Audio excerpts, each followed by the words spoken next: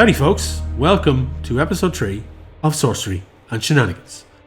I'm your DM Wayne, and I'm going to quickly go through our sponsorship and a little few announcements, and then we're going to dive straight into the adventure. We are recording online, as you can see. Due to scheduling, we had to kind of get everyone together, and this is the way we're going to do it for episode 3. Hopefully we'll have another session in person down the line in the near future. But without further ado, let's get straight into it. Returning sponsor Dublin City Comics. Again, can't thank these folks enough. They're cracking people. Check them out at dublincitycomics.ie. We have a giveaway. The winners of the last month's giveaway will be announced at the halfway mark. That for a copy of Candlekeep Mysteries, and we have a brand new giveaway, which I'm going to show you now. This is gorgeous. So this is the collector's edition of books 1 and 2 of Rat Queens by Curtis J. Weeb. And you have art in here by Stedman Cedric, Tess Fowler. This is the first 2 books, and also there's a special with the art by Tess Fowler in it about the female orc character at the end. It's kind of her own little story, and then there's also a load of art as well in the back from the covers, and it's just really, really cool stuff. But this is a hardback, so this will be the giveaway prize for this month's episode. We will have a question for you at the halfway mark for this, so this is a good one. So that's Dublin City Comics. Thank you so much, folks, for your continued sponsorship. Just cracking people. Go check them out, dublincitycomics.ie, and they're going to be our sponsor for the foreseeable future. Like, they just always support everything we do, and we really appreciate them. Our second sponsor is Dakota Irish, returning once again, the fine folks that are pretty much responsible for all the dices that we roll, and my lovely dice tray, which is this thing here. Just really cracking people, very supportive of the Irish TTRPG community. They are an Irish company. They, craft dice trays, dice towers. They've got a rake of official D&D merchandise. They've now branched out into t-shirts. You can get t-shirts off the website as well. They're really just dipping their fingers into everything to do with TTRPGs, and they're a fantastic bunch of people. Homegrown here in Ireland. The code for this month, the discount code for this month, which goes from midnight on the 20th, so it basically goes up right to the end of the current code that we have active, which is finishing up on the 20th, which is this Friday, and then right up until the 3rd of June, which is 2 weeks. It's a code that you type in the word shenanigans at checkout, and you will get a nice little discount on any purchases you make on the Dakota Irish website, which is dakotairish.com. So go check them out. They make beautiful dice. This is some of my favorite dice that they do. This is the dragon scale dice. Really, really lovely stuff. They also made this dice here, which is it's kind of like it's cracked metal with runes of gold going through it. It's just really, really good stuff. And of course, then my dice tray, as I said. So they're really, really cool. I think everyone on the team rolls Dakota Irish dice for all their characters. And speaking of the team, without further ado, here's everyone else.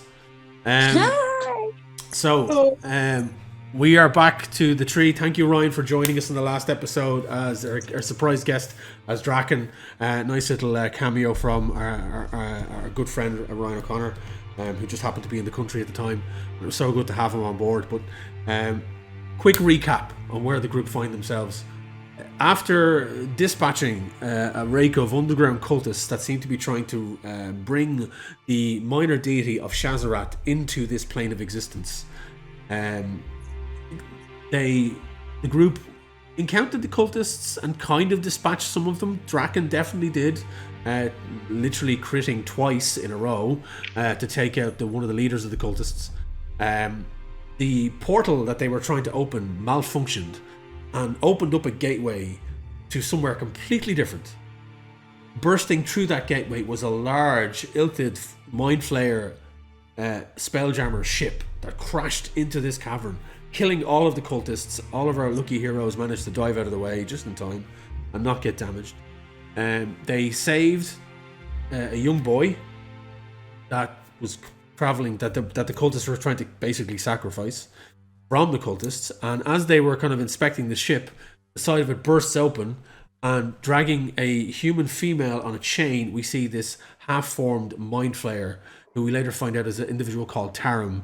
And the human female is called Ming-Na. He turns out to be a captain of another Spelljammer who was taken captive by this individual, who actually turns out to be a semi-converted friend of hers who she is trying to find help for. The group agree to try and transport Tarim to Neverwinter, where Ming-Na claims she has somebody that might be able to help them. But unfortunately, during the trip there, they decide to rest, and Tarim fully converts into a mind flayer, and they have no choice but to put him out of everyone else's misery. And bury him very quickly, I might add. Just literally, just like, let's bury him straight away. Ming-Na was a bit, was very much sad about this whole situation.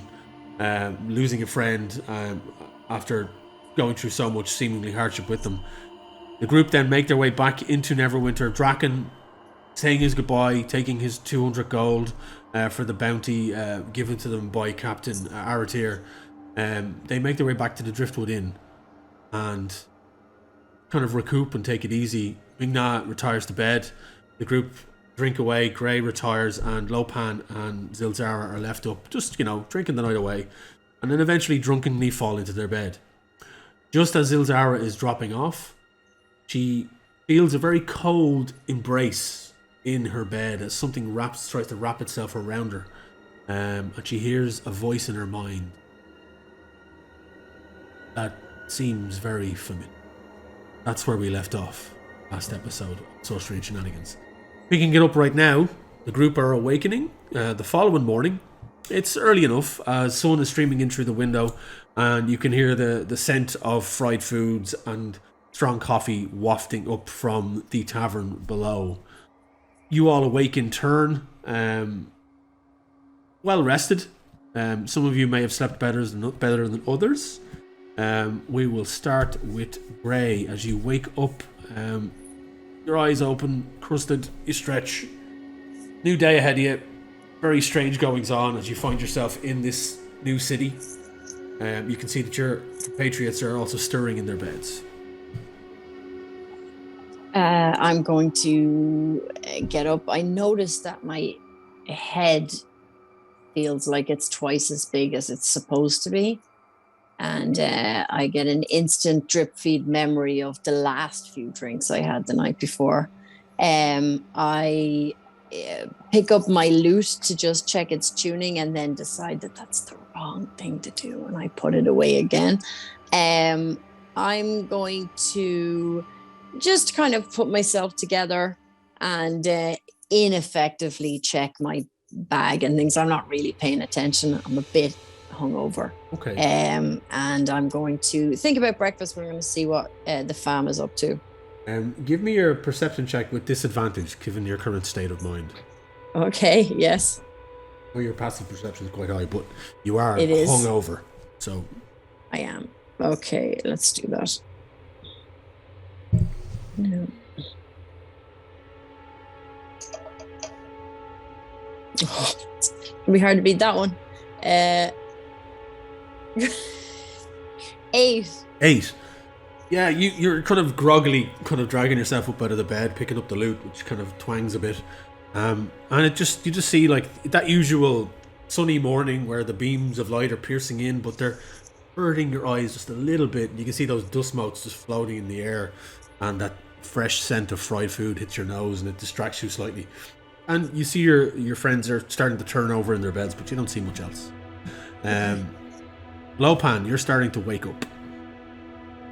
Lopan's on the floor, just curled up, and he kind of opens one eye. Well, sorry, he lays there, right? But he knows he's awake, and he can feel the hangover about the pants even, and pants. It's about the pants him, And instinct kicks in because he has this kind of when he knows that maybe we might be doing something the next day. He likes to get a little bit of extra energy. So you just see his hand. He doesn't move, but his hand like a furry white paw moves over to the backpack and starts rummaging in.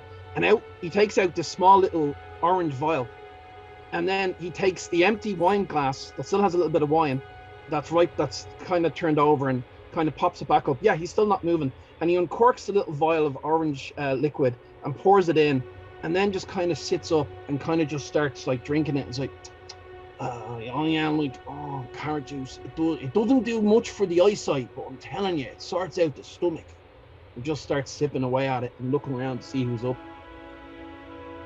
Okay. Are you give me a Constitution saving throw then, just to see how hammered you were, because you were up till the wee hours. 11. 11. You're feeling a bit rough, not overly rough. The carrot juice it's like after a really bad night's drinking and you have that first pint of Fanta or Club Orange, depending on your preference, the following day, and it just hits that spot. Lucozade, yeah. So the carrot juice is kind of cooling. It's nice and cool at the back of your throat, and it's starting to wake you up a bit, but you're not too hungover. You look around, you see Gray is already getting up, and the pile of blankets where Zilzara is kind of in the bed is starting to move a bit. You give me a perception check, just a regular one.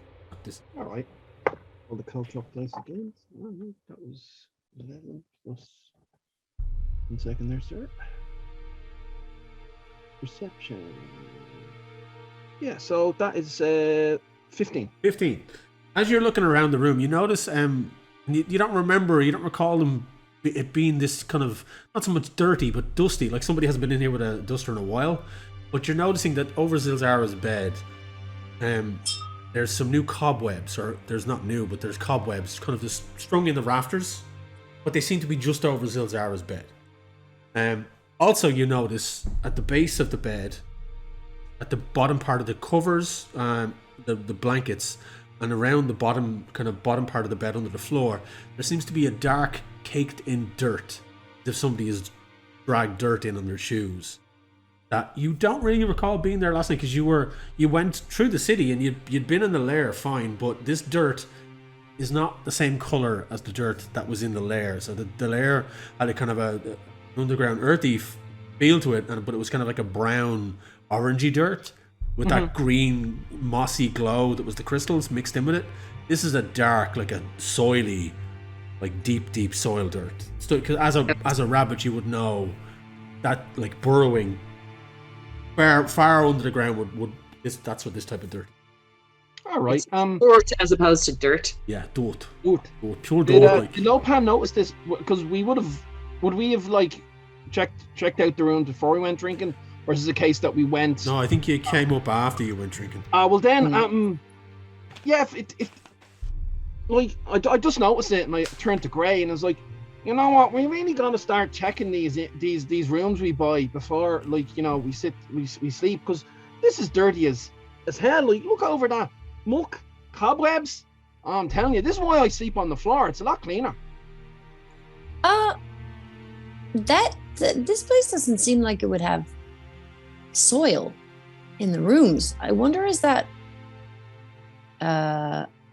suspicious? And why is it all over there? Maybe the ranger slept there. I don't want to be classist or anything, but like, they do have a tendency to drag in a lot of muck. I agree. I agree. Not them, they're familiars, like, But hey, we don't have a ranger unless there's a lot Sil hasn't told us. But I might just go over there. Wayne, can I cast a spell? Okay, I'm going to go over to the loam, because I really wanted to say loam, I did. And I'm going to just get it between my paws. Just put my paws in it, and I'm going to cast... Toe beans.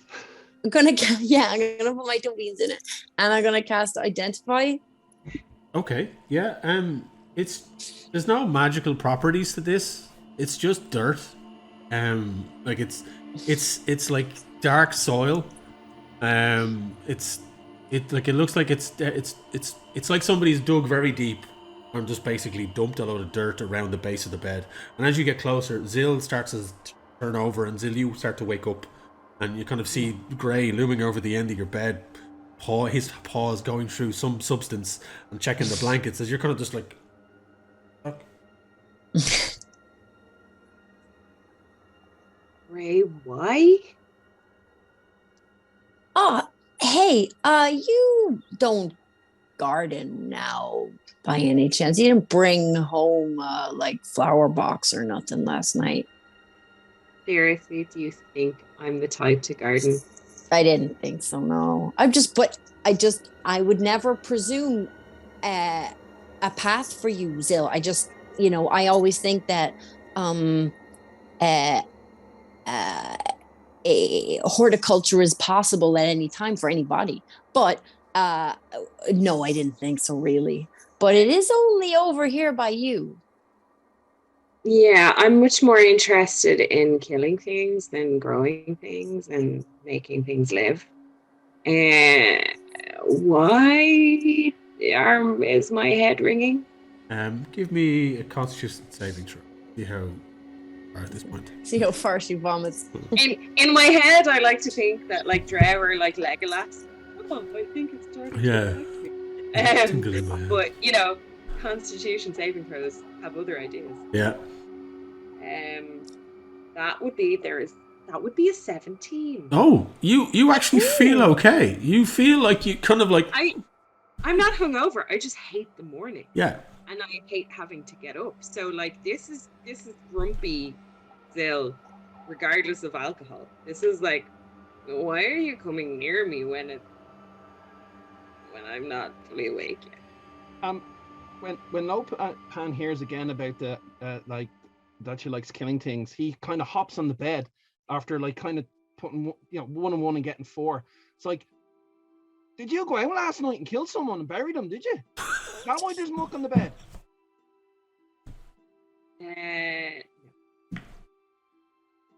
No, I came up here and I went to bed after all those drinks we had.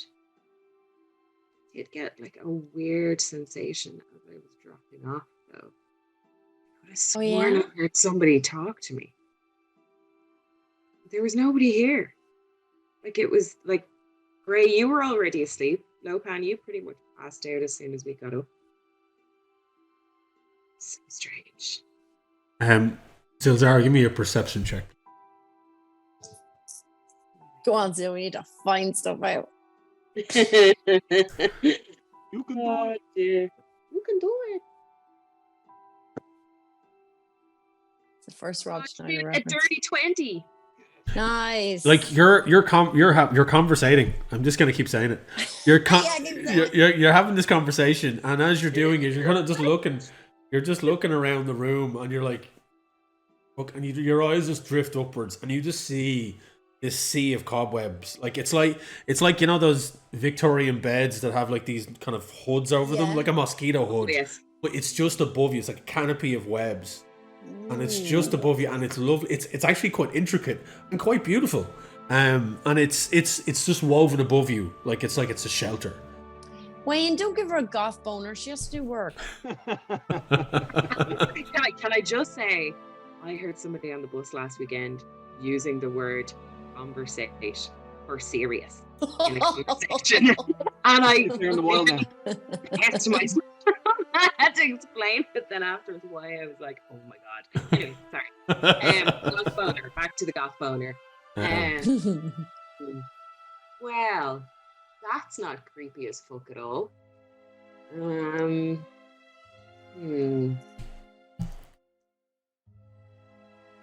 When has spider webs ever been a good sign?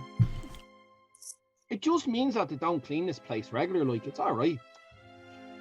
No, it doesn't really make sense that the rest of the place isn't like this. They just see written in it, say, that's some drow. Hey, Charlotte. Zill, they're probably going to blame you for this. I hope we didn't leave a security deposit. Yeah. So, not a great sign, no. And not something I thought I would be waking up to today or any day, to be quite frank. Do things talk to you? Like we've realized. You're a thing. I guess. But do we just learned about like worlds beside worlds and things, which makes voices in your head or voices in your dreams, it kind of changes them a little bit. It could be somebody sting or sting you from another plane. That's exciting. That's scary. Exciting. Gray, give me a religion check, please. Okay. Is this to do a successful? Oh, bitch, 22. You're well traveled, and you've been around the block a fair bit, multiple blocks. And excuse me. Are you saying Gray's a hoe? So you've heard on your travels, like throughout this realm, as you arrived even in the Sword Coast, that while people do commune with gods and they do have patrons, particularly like the likes of warlocks would have a patron that they would commune with, but anyone that has a god that they commune with that has power imbued to them from that god would have a general conversation. And to you, it's not like irregular, it's not weird. While you don't personally have it, you have heard of others, and even you've had friends in the past that had a religious aspect to their lives. Yes, that they commune with their gods. I do too, but it was inspired by other people. Yeah, it was inspired by my travels. I do have a deity that I look to, but yes, not in a okay. So they would conversate with them more, is what you're saying. Yeah. So it would be Yeah. So I'm going to talk to Zill. I'm going to ask Zill if it could be a deity or a religious figurehead that could be trying to commune with them. Oh, it absolutely could be. It absolutely probably is. And I'd absolutely like to ignore it. It's the first, do you think it's the first one of that kind of thing, or have you had to drown this out before?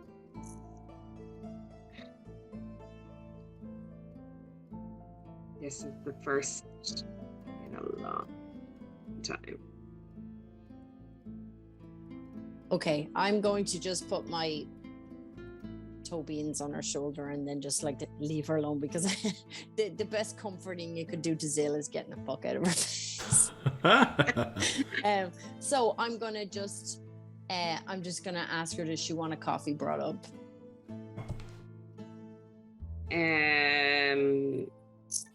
Yeah, just give me some time till I can just kind of wake up a bit more. Sure.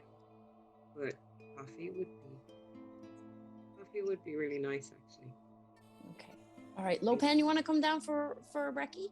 Yeah, well, like I want some carrot juice. It's good for hangovers.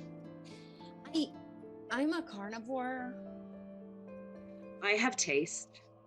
I don't know what that language is, but fair play. Like I don't speak much, but I might get lessons if it's. Do you think I should learn carnivore? Nah, let's go, Lopan. Let's go. No worries. Oblivious to what I just said. Not the rest of me carrot juice and finishing it. Cool. Lopan's a funny fucker. So Gray and Lopan leave together. You can see Gray is kind of ushering Lopan at knee height out the door and leaving Zill to herself. Zill, is there anything you want to do at this particular moment, or?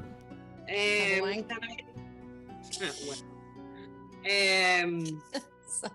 when in doubt. Well, I am in this, goth dream. Can I cast detect magic? You can, yeah. You kind of focus and you cast the detect magic spell, and your senses kind of reach out. And the radius of that is 60 feet, is it? Hang on, I'll tell you now. 30 feet. 30 feet. So yeah, for the duration, 30 feet of you, within 30 feet of you. Okay. So you kind of focus and you reach out and then you open your eyes and you look around, kind of seeing if there's anything in the vicinity. There's nothing in the immediate vicinity of the room. You get a few pings slightly at the edge of the range of 30 feet. Small objects, maybe in the adjacent rooms. But there's nothing that kind of blares out at you and not in the vicinity of you.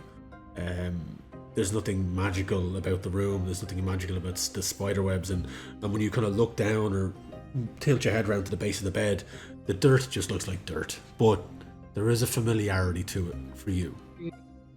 This dirt looks like you start to have this kind of flash of memory because it's been a long time since you were in the Underdark. And while you have traveled and traversed certain caverns and underground areas, there's nothing like the smell and the feel of the dirt from Menzo Baronzon. And you recognize it as soon as you see it. There's like a For me. Jesus Christ. Menzo Baronzon. M-Z. I'm not gonna get it right. I can never spell Menzo Baronzon. Let me see if I type it in. Does I it come think up? that's okay, Wayne. I think it's okay that you can. I wasn't that far off. M-E-N Yeah. Z-O-B Yeah. E-O-R Yeah. A-N-Z-A-N.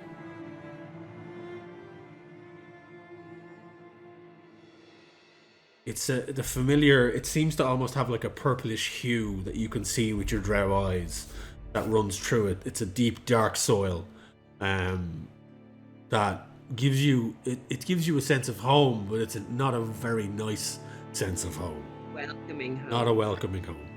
And you're kind of left to sit there in the room as you kind of stare at this and go, shit. Yep. Well, fuck. I was not expecting this to show up here.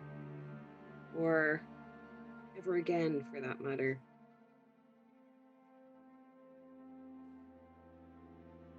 Oh well, fuck it. Guess I'll go get that coffee myself. I'm gonna leave the room. Cool. And you pull back the covers and you see that the kind of bottom parts of your feet and boots on the ground, your feet and the boots that are off. I don't know if you wore your boots in bed. Your boots are off to one side, and as you go put them on, you notice that the bottom of them is caked in the same mud, and there's dirt on the sides of your leggings, and you're like, oh, okay. Okay. Are you making your way downstairs? Making my way downstairs. Gone. She has to. I would like to point out on the stream right now, just in case anyone's wondering, Jill and Kim have never watched an episode of Critical Role, so they would not even get that song references constantly in that show.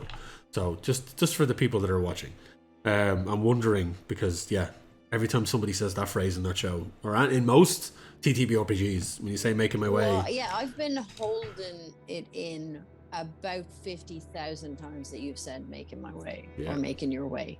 Yeah, and we just had to crack sometime. Yeah, it's a common D&D phrase, but it's just Anyway, you make your way down the stairs, and it's busy. It's busy at this time in the morning. It's not like the crack of dawn. It's about 9:30, 10 a.m. kind of situation, and the inn has the Driftwood Inn has started to fill up, and with clientele of all shapes and sizes and races.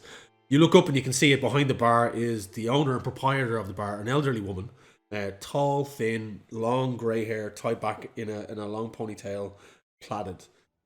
This is Madame Rosina, or Madame Rosine, depending on how you pronounce her name. An elderly lady, pointed face, sharp features, and she's barking orders at the staff and pointing and overseeing the entire operation of breakfast. Zilzara, as you make your way into the open area of the dining section, you can see the rows of tables and chairs dotted around the place. And as you kind of look around, looking for your compatriots, you see that tucked away in the far left corner, facing out towards the rest of the inn, is a big enough table that Gray and Lopan have sat themselves down on, because sitting at that very table, staring out at the rest of the room, is Captain Ming-Na. Oh, there she is.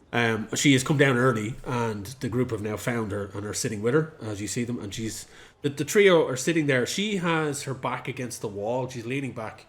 She has got an empty plate in front of her with cutlery that seems to have been polished off. And she's got a large tankard with steam coming off it, which seems to be a large tankard of coffee. She is basically taking in the entire room, and resting on the table next to her is the side of the kind of enchanted conch shell that she had with the arcane runes on it, that she spoke into in the tavern previously, but it's just resting there inert next to her on the table. And she's kind of just nodding, and as if the other two are conversing or talking to her, she's just politely nodding at them, but as you can see, she's totally taking in the room and Watching everybody else. watching everyone, watching the door in particular, as you kind of make your way over to them. I'm gonna approach the table. How's the Joe, Ming-Na?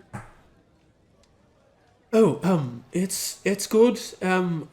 This is a well-renowned place of respite. The Driftwood Inn has been here many a year and gone through quite a few renovations, actually, since the last time I was here.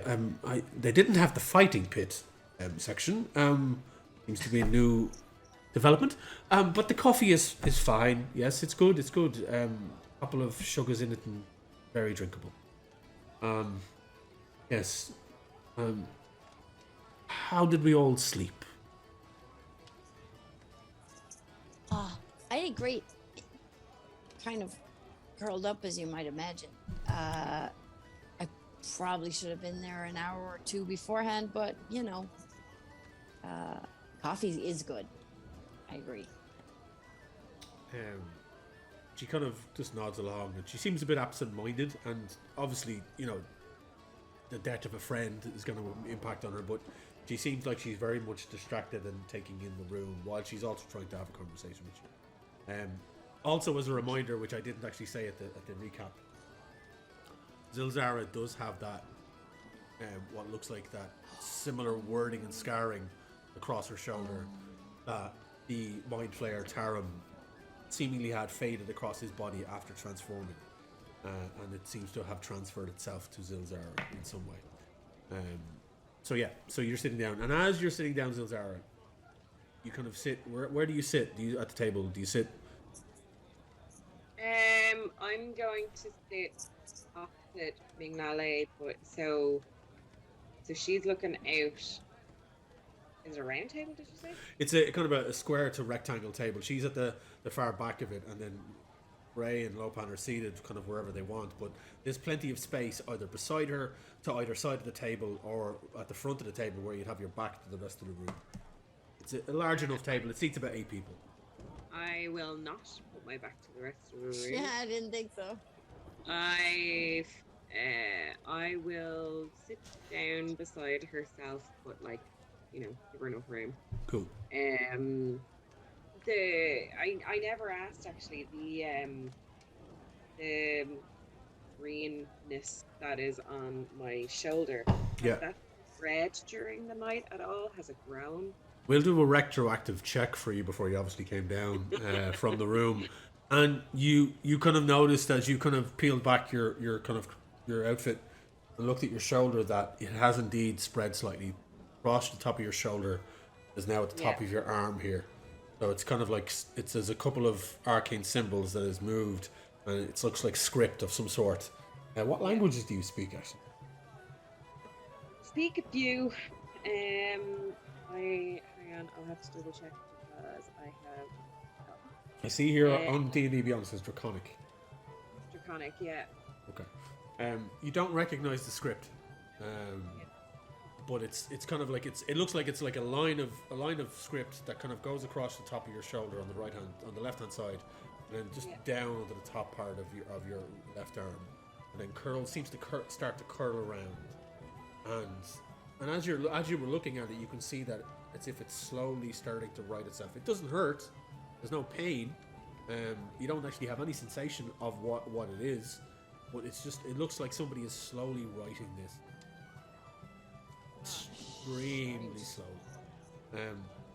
And we'll fast forward to where you're at the table, and as you're sitting down, as you sit next to Ming-Na, she's looking out at the room, and you kind of sit next to her, and he kind of just stops for a second, and then turns slightly at you, and then kind of just shakes her head dismissively, and then just continues on. And she kind of like, the server comes over, takes her plate away, and she kind of taps the tankard for another cup of coffee, and she goes, well, I am still waiting for word from my ship. I'm a bit... It's difficult, you see. Sometimes when you're communicating, and she gestures to the conch shell in this manner, it takes a bit of time. There's a delay between the receiving of the message and the sending of the message. The sending and the receiving of the message, such. So I seem to be at a loose end until I hear back from them. So I was wondering, would you mind if I had the pleasure of your company while I'm here in Neverwinter? Oh, sure. We're here for you. We're useful. I mean, we don't know the town too well either, but sure.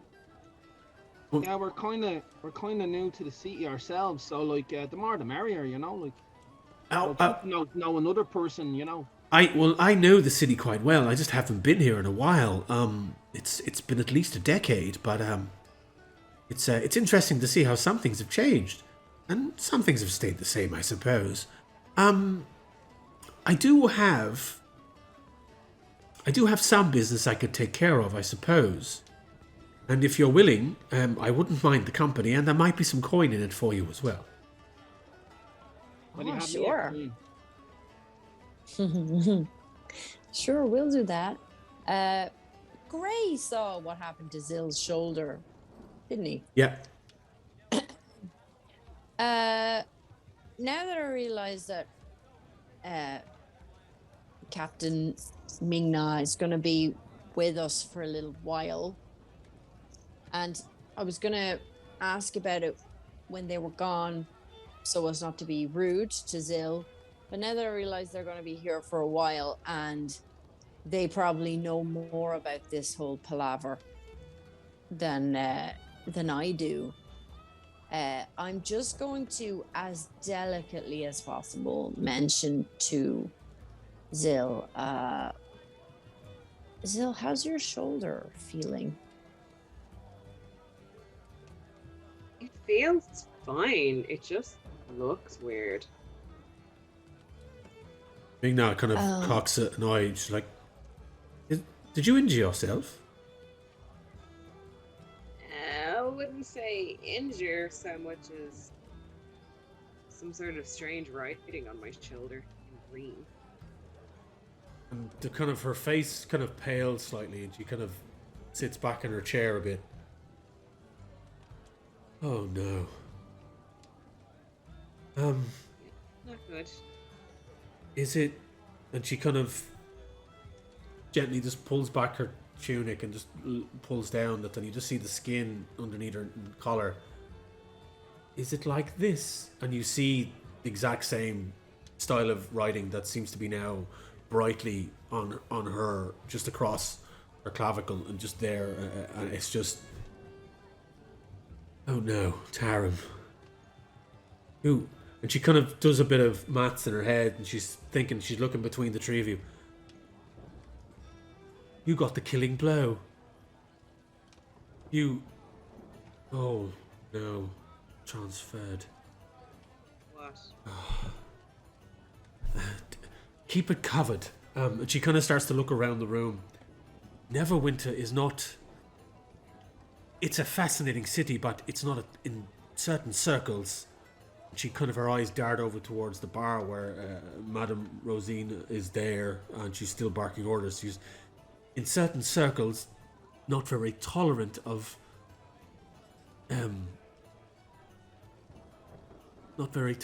spell scarred individuals. Oh wow, I've heard of that. Is it gonna hurt you guys? No, and it shouldn't, and it doesn't. But I've never heard of it. I've heard of the theory of transfer, but never. You see, and she kind of she's getting flustered at this point, and she kind of takes a large drag of the coffee, and she just puts the tankard down. And okay, I need to. I'll tell you how we came to be here, I suppose. Myself and Taram were on the crew of my ship, and we were taken. It was a battle, many planes from here, and we were taken prisoner because of this. And she kind of taps on her chest. You see, we recently unearthed a tomb on one of our expeditions and encountered resistance from the creatures we unearthed. They were powerful magic users, unbeknownst to us. The job went south, and me and Darren ended up dispatching 2 of them, while the rest, well, we don't know what happened to the rest, actually. They just seemed to vanish. But we killed 2 of these creatures. We woke up the next day, and we had these markings.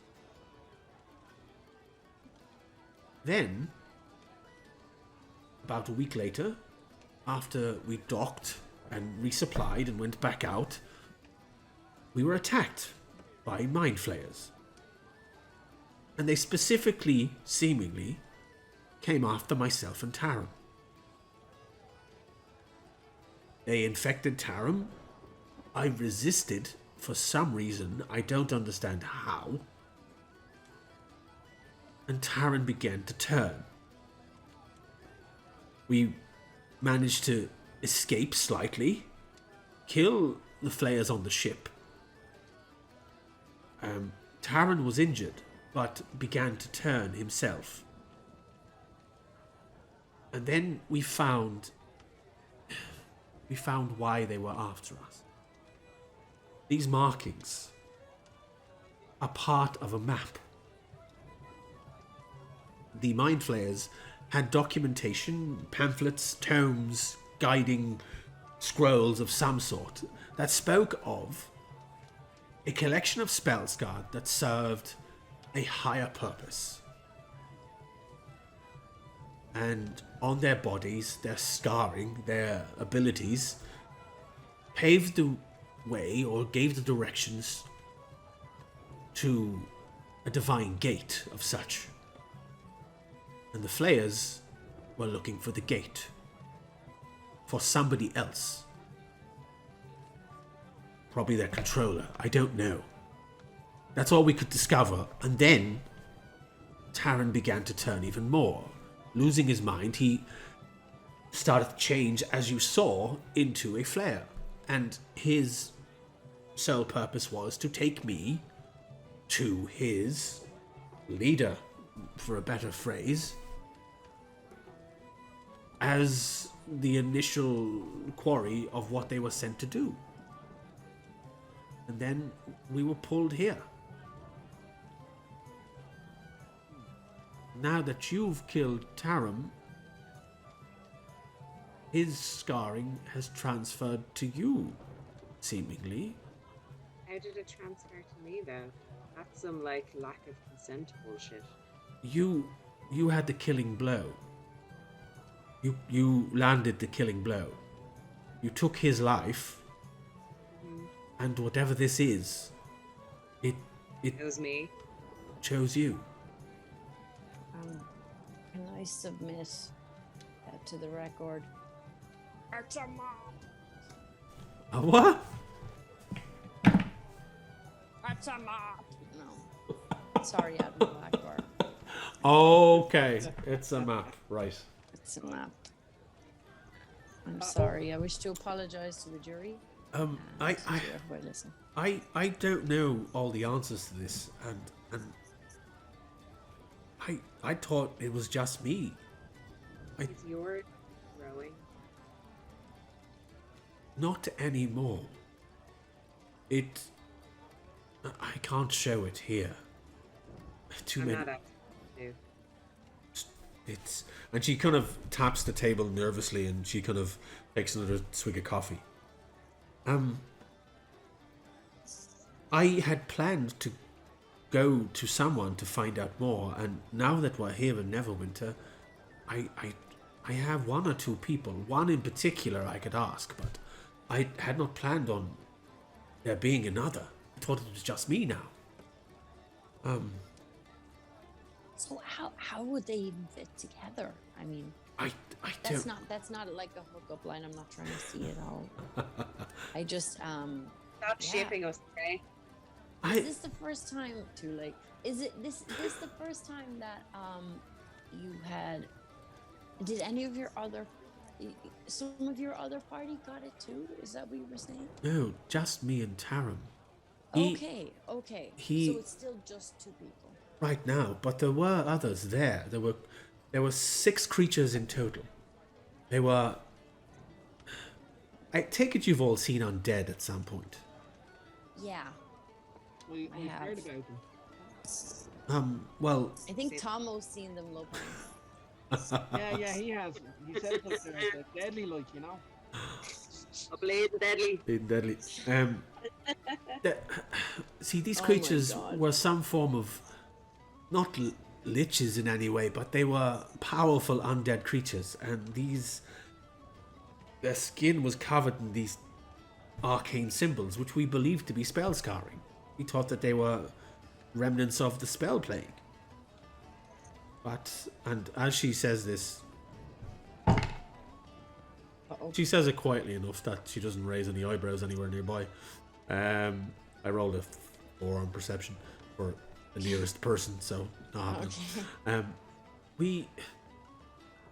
We went into this tomb looking for a particular item, a piece of treasure or artifact we were sent to collect by one of our patrons, and it did not end well for us, obviously, but I'm at the pains to try and understand it.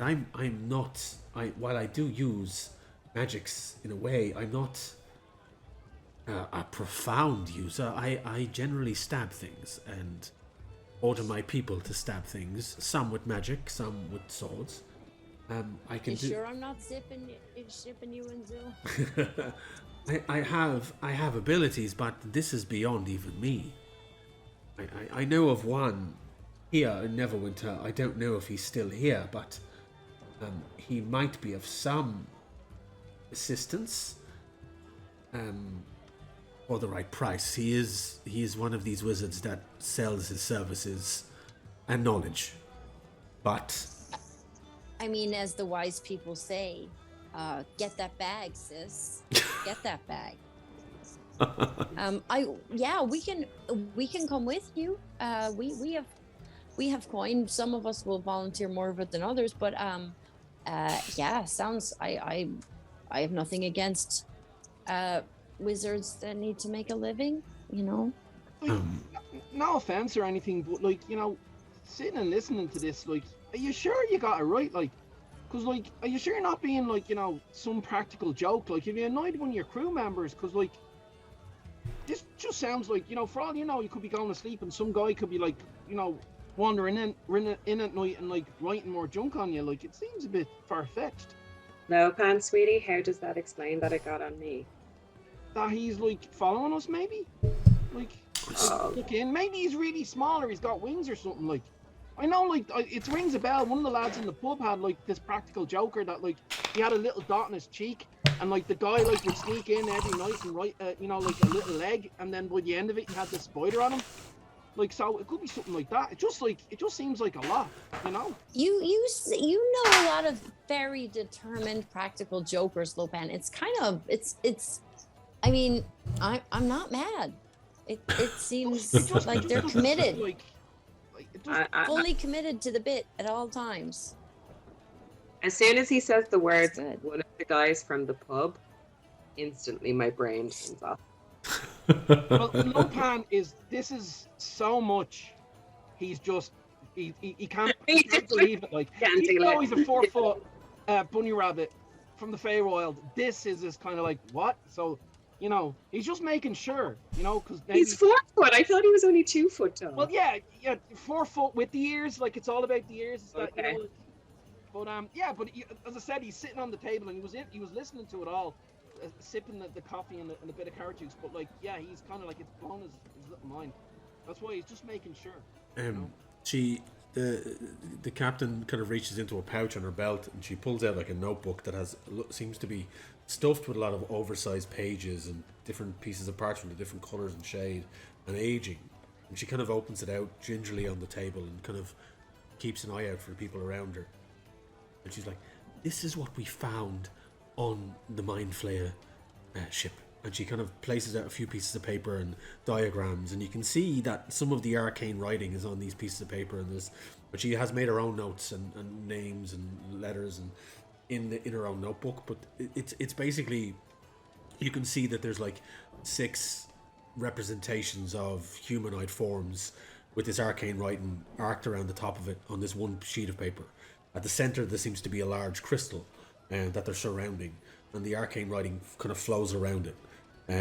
There's other script. What languages do all like? I know an Arcana check wouldn't help us, would it, Wayne? you can give it an Arcana check if you wish. Yeah.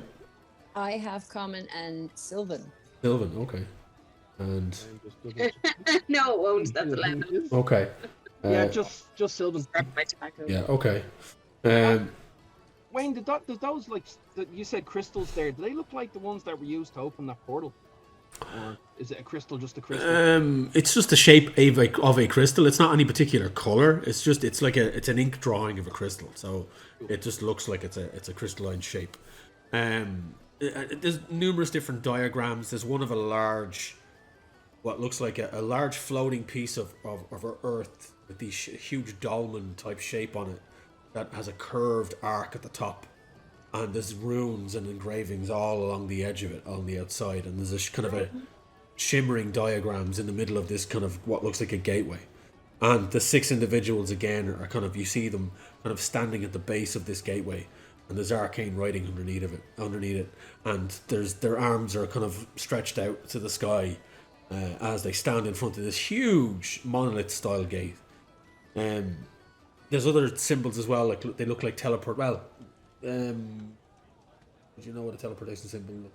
Zilzara might, and if Zilzara and Grey, give me an Arcana check again. Yeah, I was gonna ask. Yeah. Okay. Another one. Yeah, another one, because one. it's a separate diagram that. Oh, nat 20, which means that's 25. Nice. Wow. Nice. You got a Mine's only 14. 14. Yeah, no. You both recognize this as what, like, and Zil, you know this is there's symbols of teleportation circles, and as you look at them, Zilzara, you notice. Actually, hang on a second. There's certain symbols on here that represent different planar structures and different areas, realms of existence. And you kind of remember back to what Ming-Na had said about spelljamming and traveling through the Flossajon and through the kind of the ideas of moving from realm to realm through this kind of void on a ship. And it's like this cross-planar travel. Yeah. So these teleportation circles seem to represent sort of like that, but obviously teleportation style. And some of them are very intricate. Yeah, it's basically teleportation, like it's full on like beam me up, Mr. Scotty situation here. But these are highly intricate, and like when you see that with a nat 20, you see that in Grey, you just see teleportation circles. But Zildari, you're seeing that these incantations and arcane symbols are highly decorative, very difficult to get correct. Any slight miss kind of writing or representation or marking of them would end in disaster for anyone who tries to use them. These are hugely intricate details. You have to do really precise when you're writing. Very. Otherwise, These end ones. up a zillion miles away in a completely different plane. You could end up spliced into millions of different atoms, like full on. Okay, full on. Yeah, gone. So you're like, whoa, this is intricate shit. And throughout all of these diagrams are similar markings to the ones that are now adorning your kind of back and shoulder. And it's like, right, this is a big deal. What the fuck is all this shit? Yeah. So that's what she's kind of putting out in front of you. And as she kind of she's doing it and kind of pointing at different things. Like, we found a lot of it doesn't mean anything to me. I don't really understand a lot of these arcane symbols. I know one or two of them might be teleportation circles. I've seen them used, but this gateway, I've traveled across the realms for a long time now, and I've seen gateways, I've seen wormholes, I've seen shortcuts, I've seen large giant asteroids that turned out to be huge gargantuan space spiders. This, I have never seen anything like this. I was half expecting you to throw in the Blade Runner quote there, because you're an absolute nerd, but you didn't. No, I didn't. Well done. Well done. I restrained myself, and now I want to do it, but I won't. Anyway. Sorry, just how many versions of Blade Runner do you own on physical media? The people want to know. They do. Original vanilla DVD, Blu-ray, Collector's Edition Blu-ray, Special Edition Collector's Edition Blu-ray in the tin. Blade. I'm going to see the show in the Word Gosh. 6. I have 6 different copies of Blade Runner. Impressive. And 2 this is of the original Blade Runner, not 2049. Yeah, and I have 2 copies of 2049, the Blu-ray and then the 4K Blu-ray. And the 4K, of course. Yeah. Anyway. Not to. Because it's fucking Blade Runner. And it's like, I need help with this, and now I am so sorry. It was not my intention for you to be heavily embroiled in this. This should not have come to you. And maybe I say all who see such times. Yeah. Anyway. And I get grief for quoting Blade Runner from Lord of the Rings. It is not ours to decide. I need extra help on this, and I'm happy to find a way to get this off you if needs be, and off me. I don't want this. There seems to be creatures coming for me, and by the same right now, once they find out you are cursed with this, you. Attack on my head, on my back too. Gray pricks his ears up. Who could be coming for you? Do you know? I don't know. Just the mind flayers, I have a feeling they're just the beginning. Well, to be fair, having a mind flayer after you is bad enough. So things are going to get worse than mind flayers. We never thought I'd say that. It's strange. These flayers were a bit different. We all saw Taram. Have you dealt with flayers before? You said you had. You'd met one, I believe. Yeah. And he kind of walked out of the room, and left this dog brain thing. Technically, yeah. Tell me this. When you met this flayer, did he seem feral? Vicious? Well, he was a kind of walking squid, so... Yeah, no? Taram, I've dealt with them before. They can be found throughout the space lanes for sure, but Taram was vicious. He was an angry creature, a monster. There was no... yes, the whole idea of a flayer is they want to suck your brain out and turn you into one of them, and that's it. Yes, I get that, but they do it in their own way. These creatures were more vicious and angry. Huh. Okay. And been really hungry, I don't know what else might be coming, but I think another ship of those, I don't want them arriving here in Neverwinter. Maybe it's what happens when you leave a mind flayer and then it's 28 days later. Sorry. All the references tonight. Running zombies. Okay, yeah. So we can go to see your friend. I mean, I think we're done with breakfast. Will he be up? He might be. He's situated in the remnants of the river district. His name is Von Breck Balbrock. Balbrock. Von Breck Balbrock. Of course, you're killing me. You're killing me. VON BREK Von Breck Bulbrook BULBRUK. I think he used to manage AHA. You think he'd take us on? I've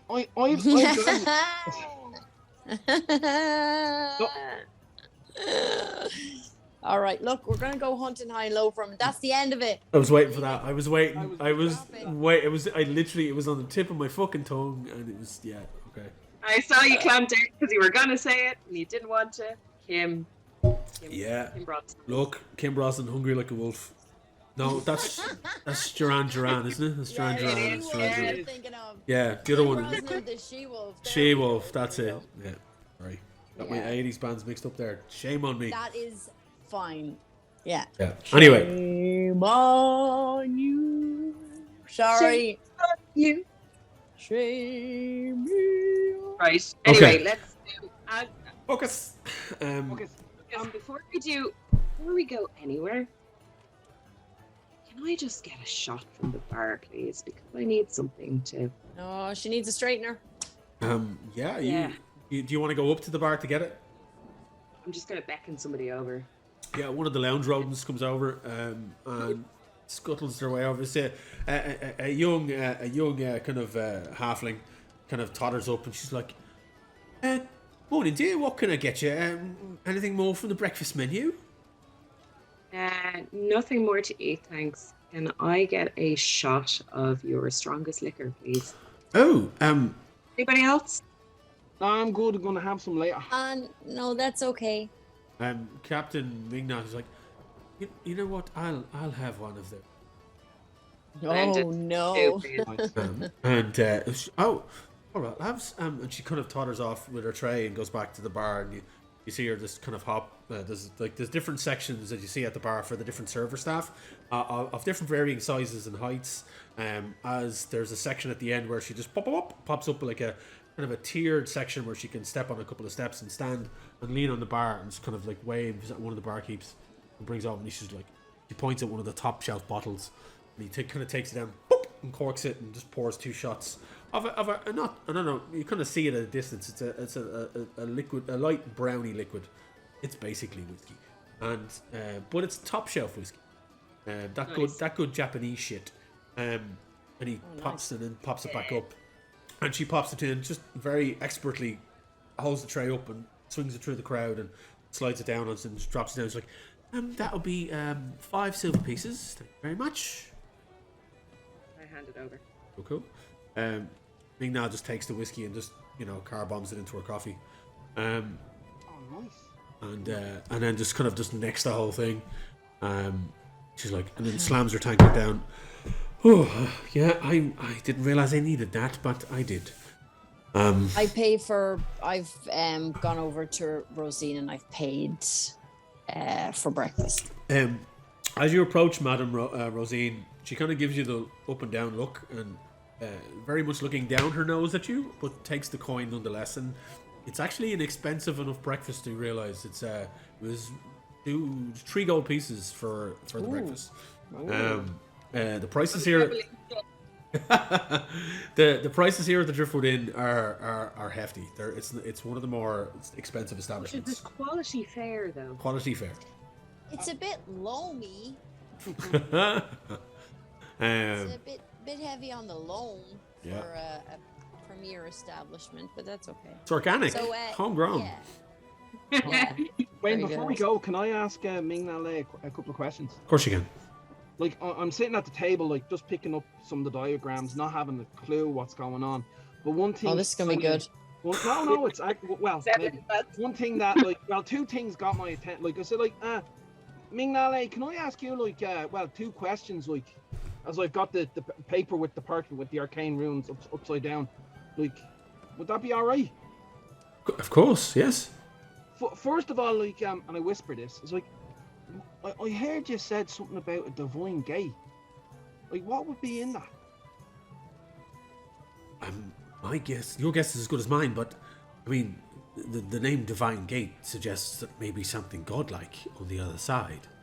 Maybe a realm of the gods or a plane of existence that they currently inhabit. It depends, really. I don't even know what god this all represents. And she starts to kind of, as you're asking your question, she's kind of picking the pieces of parchment and scrolls and she's folding them back into her notebook, and she kind of takes the one out of your hand and folds it back in. And sorry, like, just yeah.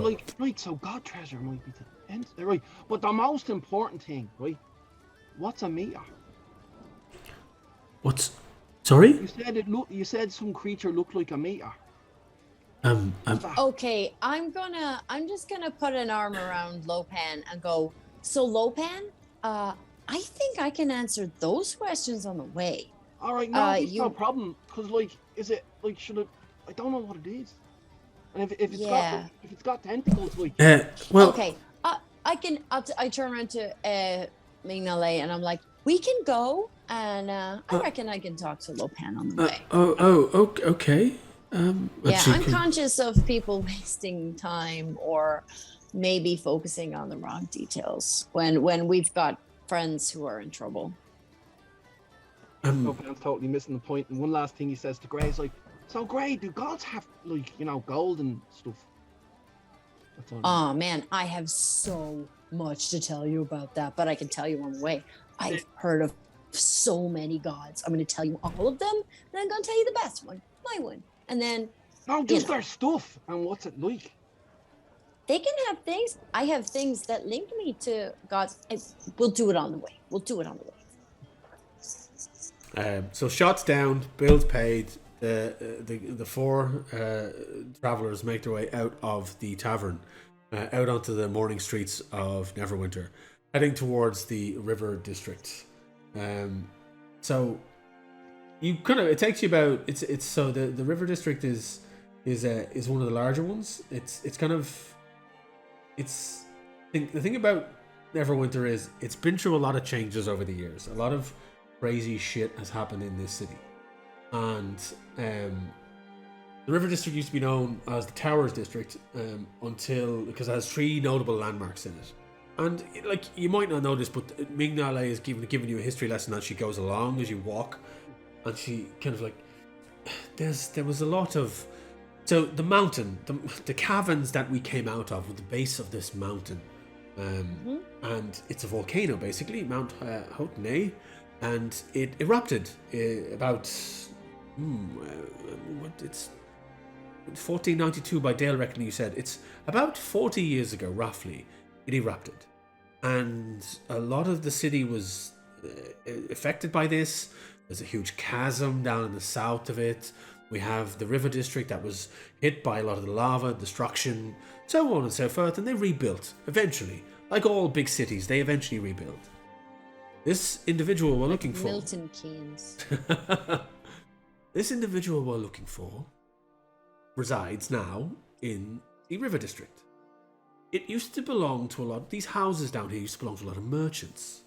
And when the area was affected by this volcanic explosion, a lot of the places were destroyed and have now been rebuilt and are, I won't say gentrified, but there's a lot of relocation for individuals that lived elsewhere are now moving in to prime real estate opportunity.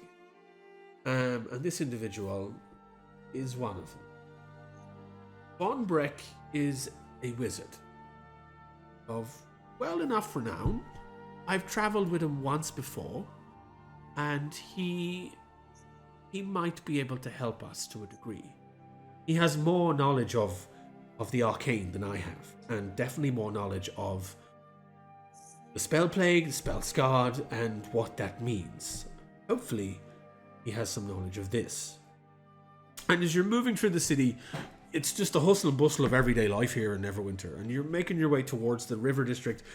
You're kind of moving through different phases of kind of like there's merchants, there's traveling kind of caravans moving through the city, just people going about their general day. You see shops, you see storefronts, You see areas where it's like people that are just like merchants that are like, there's also blacksmiths. There's a few, you spot a couple of shops that seem to be selling all manner of different materials, some magical, some not so magical. There's tailors, just all crazy stuff. This city is like a smorgasbord of just shopping opportunities. There's a lot of stuff here. It takes you a good part of about 45 minutes to an hour to get to the River District. As you approach, you see a couple of different things. Can everyone give me a perception check, please? Sure.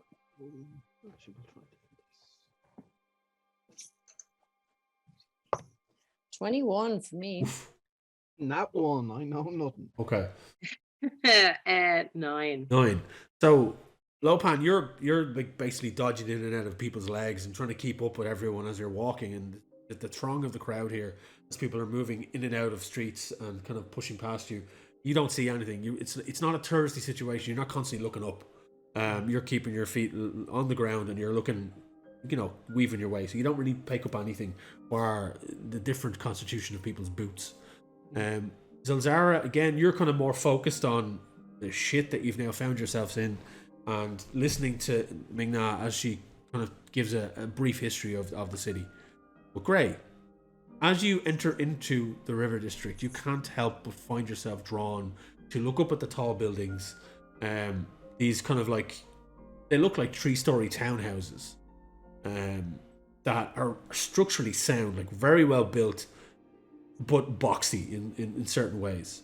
Nothing spectacularly ornate about them, but they're very functional and they seem quite large.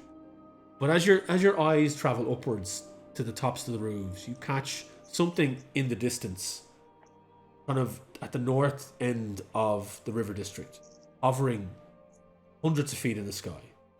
Oh dear. You see what looks like the top part of a large tower floating, with large chunks of debris kind of orbiting around it.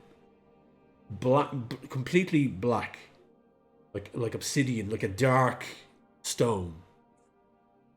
And it comes to a kind of a domed point with a large kind of spike on the top, and there's Gothic architecture at different sections of it, and it's just floating there in the sky. And like, nobody is pointing at it and screaming around it. It seems to be just part of it, but it's floating by itself above the River District. And it's a good bit away, but it's off in the distance, but you can't help but notice it as it floats there. Yeah. Can I point it out to Ming-Na and go, hey, so is that normal? And she kind of looks up and she's like, that looks different. Indeed. That there is a shard of night. But it seems to be... So, this appeared above the city around the time of the Spell Plague. I've heard stories that some adventurers have made their way into it and found something that cleansed it in some way. But I don't know the full story. But it's a remnant of an old temple to the goddess Saloon, the goddess of the moon, that has been converted or corrupted. But it seems to be, I don't know, it seems to be different somehow. And she kind of like gives you that brief history of it, but it definitely looks like it was a part of a larger structure with that other structure. It's like the other structure should be below it, but it's not there, and it's just floating by itself in the sky. Right, so the top of the building is up there. Yeah, it's like the top of a tower. Okay. It's just floating in the sky. Who do you think is in there? Oh, it's not inhabited. It's nobody lives there. There are rumors that there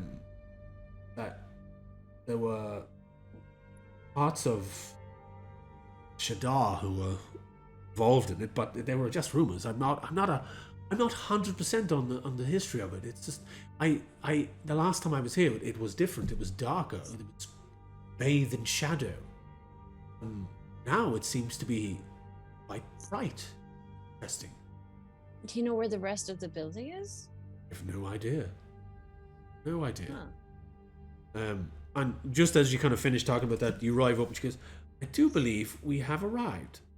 And you find yourself outside one of these boxy townhouses, 3 stories tall, with a kind of a large kind of wooden and metal door to it.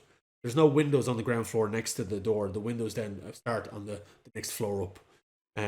There does seem to be postings of sorts, so it's like the building itself is made of red brick, and there are kind of like postings on it on the ground floor around the door.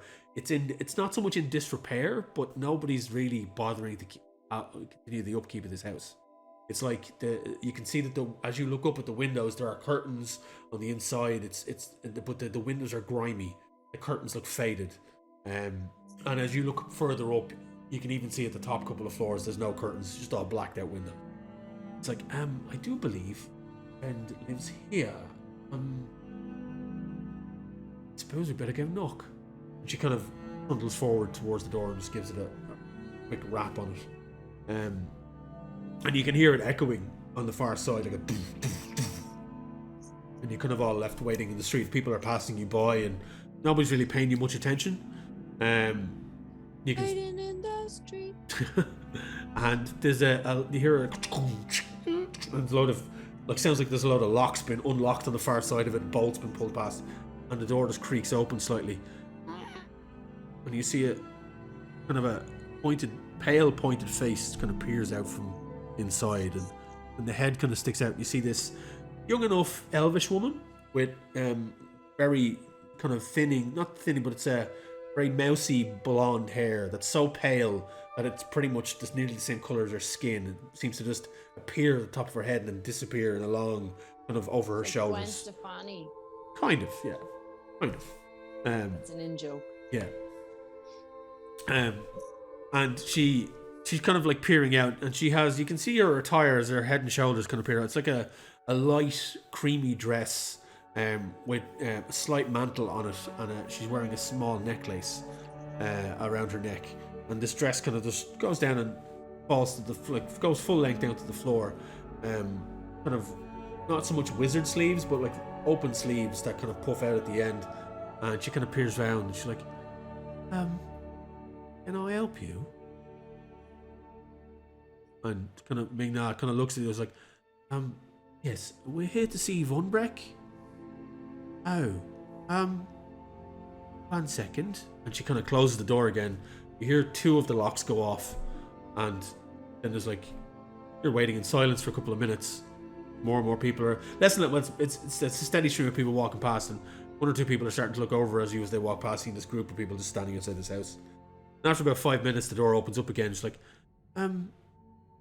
who shall I say is calling? And Ming-Na kind of looks back. He's like, tell him that Captain Ming-Na Lei is here with her compatriots. Oh, right. 1 second. Step in. And she kind of gestures and keeps the door open and gestures you all of you, 4 of you, to walk into the building. As you step into this small foyer, it's dark enough in here. There's no lamplight or anything, and she kind of slowly closes the door behind you and then starts to lock it up again. And it takes you a while for your eyes to adjust. And those with dark vision, you do eventually adjust. Grey, you take a bit longer, but it's not pitch dark in here. It's just dark. Like, it's like there's no natural light. And you can see that the far end of this corridor, there is some lamplight on a desk at the far end in another room. It's kind of like a long hallway. There's a table off to one side with a vase in it with no flowers. There's a large kind of framed mirror on the far wall, but it's grimy and dirt covered. There's a set of stairs kind of halfway down the corridor that go up and twist up onto a landing. There's a door that's closed on one side on the left side, and then the corridor goes down and seems to go back into, from the scent that's hitting your noses now, kitchenette where some form of kind of food has been prepared. It smells heavily of garlic. And she kind of like, the young elvish woman, she's like, please wait here. And she kind of disappears up the stairs, and you hear a door open, and you hear a muffled like, Ming-Na Lei is here with some people. Like, what? Ming-Na Lei? Bobby. Joe her up, so? Ugh. And you hear a door kind of creak closed, and the girl comes back down the stairs. Mr.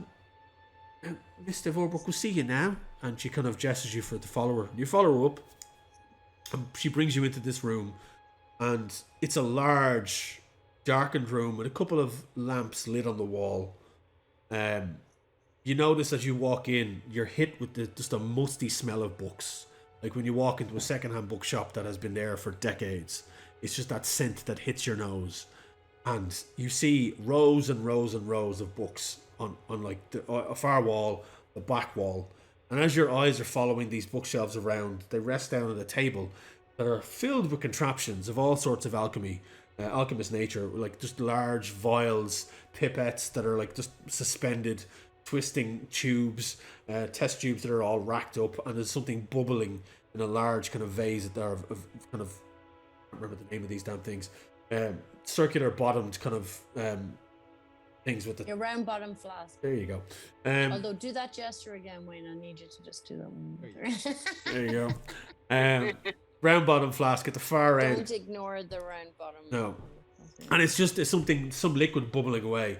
Behind all of this, you can just see, leaning over the table, multiple pairs of different, what look like jeweler's glasses propped on his head, of pure shock white hair that's pulled back into a kind of a top knot that sits up on his head. That seems to be also holding the glasses in place. And he's kind of leaning over the table and kind of mixing gently into different vials. You see this dwarven individual. Pot-marked face, large bulbous nose, small ears that seem to be pierced profusely with rings on either side, and then kind of like large dangling hoops that are kind of pierced in through the center of his lobes. Tattoos kind of across his nose and on his cheeks. Large, bushy, white eyebrows. As he's starting to pour gently into this flask, he kind of looks up briefly as you all enter, and looks back down, and then bloop, holds the flask out, and then this smoke seems to billow out, and then gets sucked back in, and he's left just holding this liquid, swirling it, this kind of like mercury type liquid in this test tube, and he just looks impressed with himself, places it down. Well, this is not something I expected to be happening today. Captain Ming-Na and friends, welcome to my home. What is the reason for your visit? And Ming-Na kind of like nods. It's like, it's been a long time, Von Breck. Can I roll perception? You can, yeah, if you want to. See going on with You can roll insight if you want. Or insight, actually. That'd probably be better. It's not going to make a difference, though, because I got a 5. Oh, okay. It's kind of hard to read him over all this shite that's on the table. He's just peering over the top of it. But it's kind of hard to tell from your vantage point. It's kind of hard to read what he's kind of thinking. But he's taking you all in. I found myself in Neverwinter, and I need your assistance. And I'm willing to pay. I understand you don't give assistance without payment. That'll be right, wouldn't it? I mean, wizard's time is money, and money is what's needed to continue my experiments. So, what is your predicament? And she kind of gestures to Zilzara to bring you forward, to stand next to her. Myself and Zilzara here find ourselves with a very interesting situation on our hands. And she kind of pulls down the top of her outfit, and she kind of reveals part of the thing. And at that point, Vorbreck just pulls down a pair of the glasses, peers over and leans up over the thing. He's like, well, bugger me. You've gone and got yourself scarred, haven't you? You stupid woman. Oh my god. Have you got this as well? And he gestures over at Zilzara.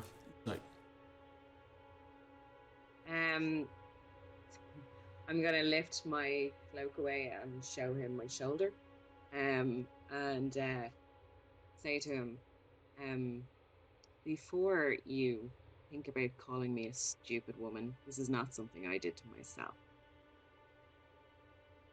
Really now? So, how did this come about then? Well, tell me what you know about it first. Well, I mean, you weren't... Are you a magic user in some way? I can tell by you seem to have some aura. I am, yes. And I know that the good captain here uses magic. Sparingly, but still uses it. So, what you have here is a spell scar. Generally, this would have happened during the time of the spell plague, which was long past in some people's reckoning. And this would be the mark of somebody who has been affected by the spell plague. Whether you find yourself caught in the whirling fires, or you are worshipping patron that is some way impacted by it. There's numerous ways, but you're telling me this is only fresh. This has only happened recently. Is that correct? Certainly mine has. Well, and Ming-Na kind of regales him with the tale she gave you guys at the bar, and he's like nodding his head and scratching his nose, and like he starts to take a few notes, and he pops down off his chair and kind of waddles around, and he's just 4 foot, so he's barely the same height. He's just coming above Lopan with Lopan's full ears extended. Even for a dwarf, he's quite short. And you notice now you can see his robes, and they look like a collection of patchwork. So like there's just these long grey robes that kind of fall to his feet, and they partially drag on the ground as he walks. And they're just covered on all these patches of different colours and shapes and sizes. And he just looks like like if you didn't know any better, he'd look like a homeless person. It's just full on dirty rags that seem to be all sewn together on this cloak that he's wearing. And his glasses are all still propped up on his head, and he comes around, he's like, well, I need to have a proper look at this. So, could you kindly show me the full extent of what you have? And Ming-Na kind of undoes the kind of tunic she's wearing over the leather jerkin that she has, and you can see kind of across her shoulders, like, and she's built, like, you see now, she's muscular. Her arms are strong, and she's got like a strong kind of neck muscles, and as you just see the top, the jerkin that she's wearing is coming up here, just across her chest, and you can see that the similar kind of, it gives you an idea, Zilzar, of where yours might be going, because you can see it's looped around the back of her shoulders and across her shoulders and across here. And then it seems to dip down slightly, but it's just like a ringlet of arcane symbols around her neck. And yours then, as you show your shoulder and your arm, it's kind of like the beginning of it that's coming around. Yeah. And he's kind of looking and nodding. He's like, I don't recognise the symbols. It's interesting. I see some, I do, but it's not making sense. Oh. You see now. He kind of goes back to the back of the room and starts pulling books off the shelves, looking through them quickly, and then go no, and then putting them back up. And you notice as you do this, each book has a chain on the end of it, and it's tied into the bookshelf. And as he pulls it open, he's stroking the books before he opens them, and then opens them gently, looks them up, and then gently closes them and puts them back up. And as he's putting them back up, they seem to vibrate slightly. And he picks a large kind of leather-bound tome with these huge kind of circular eye on the front of it, and clasps along the edge, and he unbuckles the clasps and just plumps the book down on the table, starts to flip through the large pages. He's like, right, okay, I am going to need some equipment. Bollocks.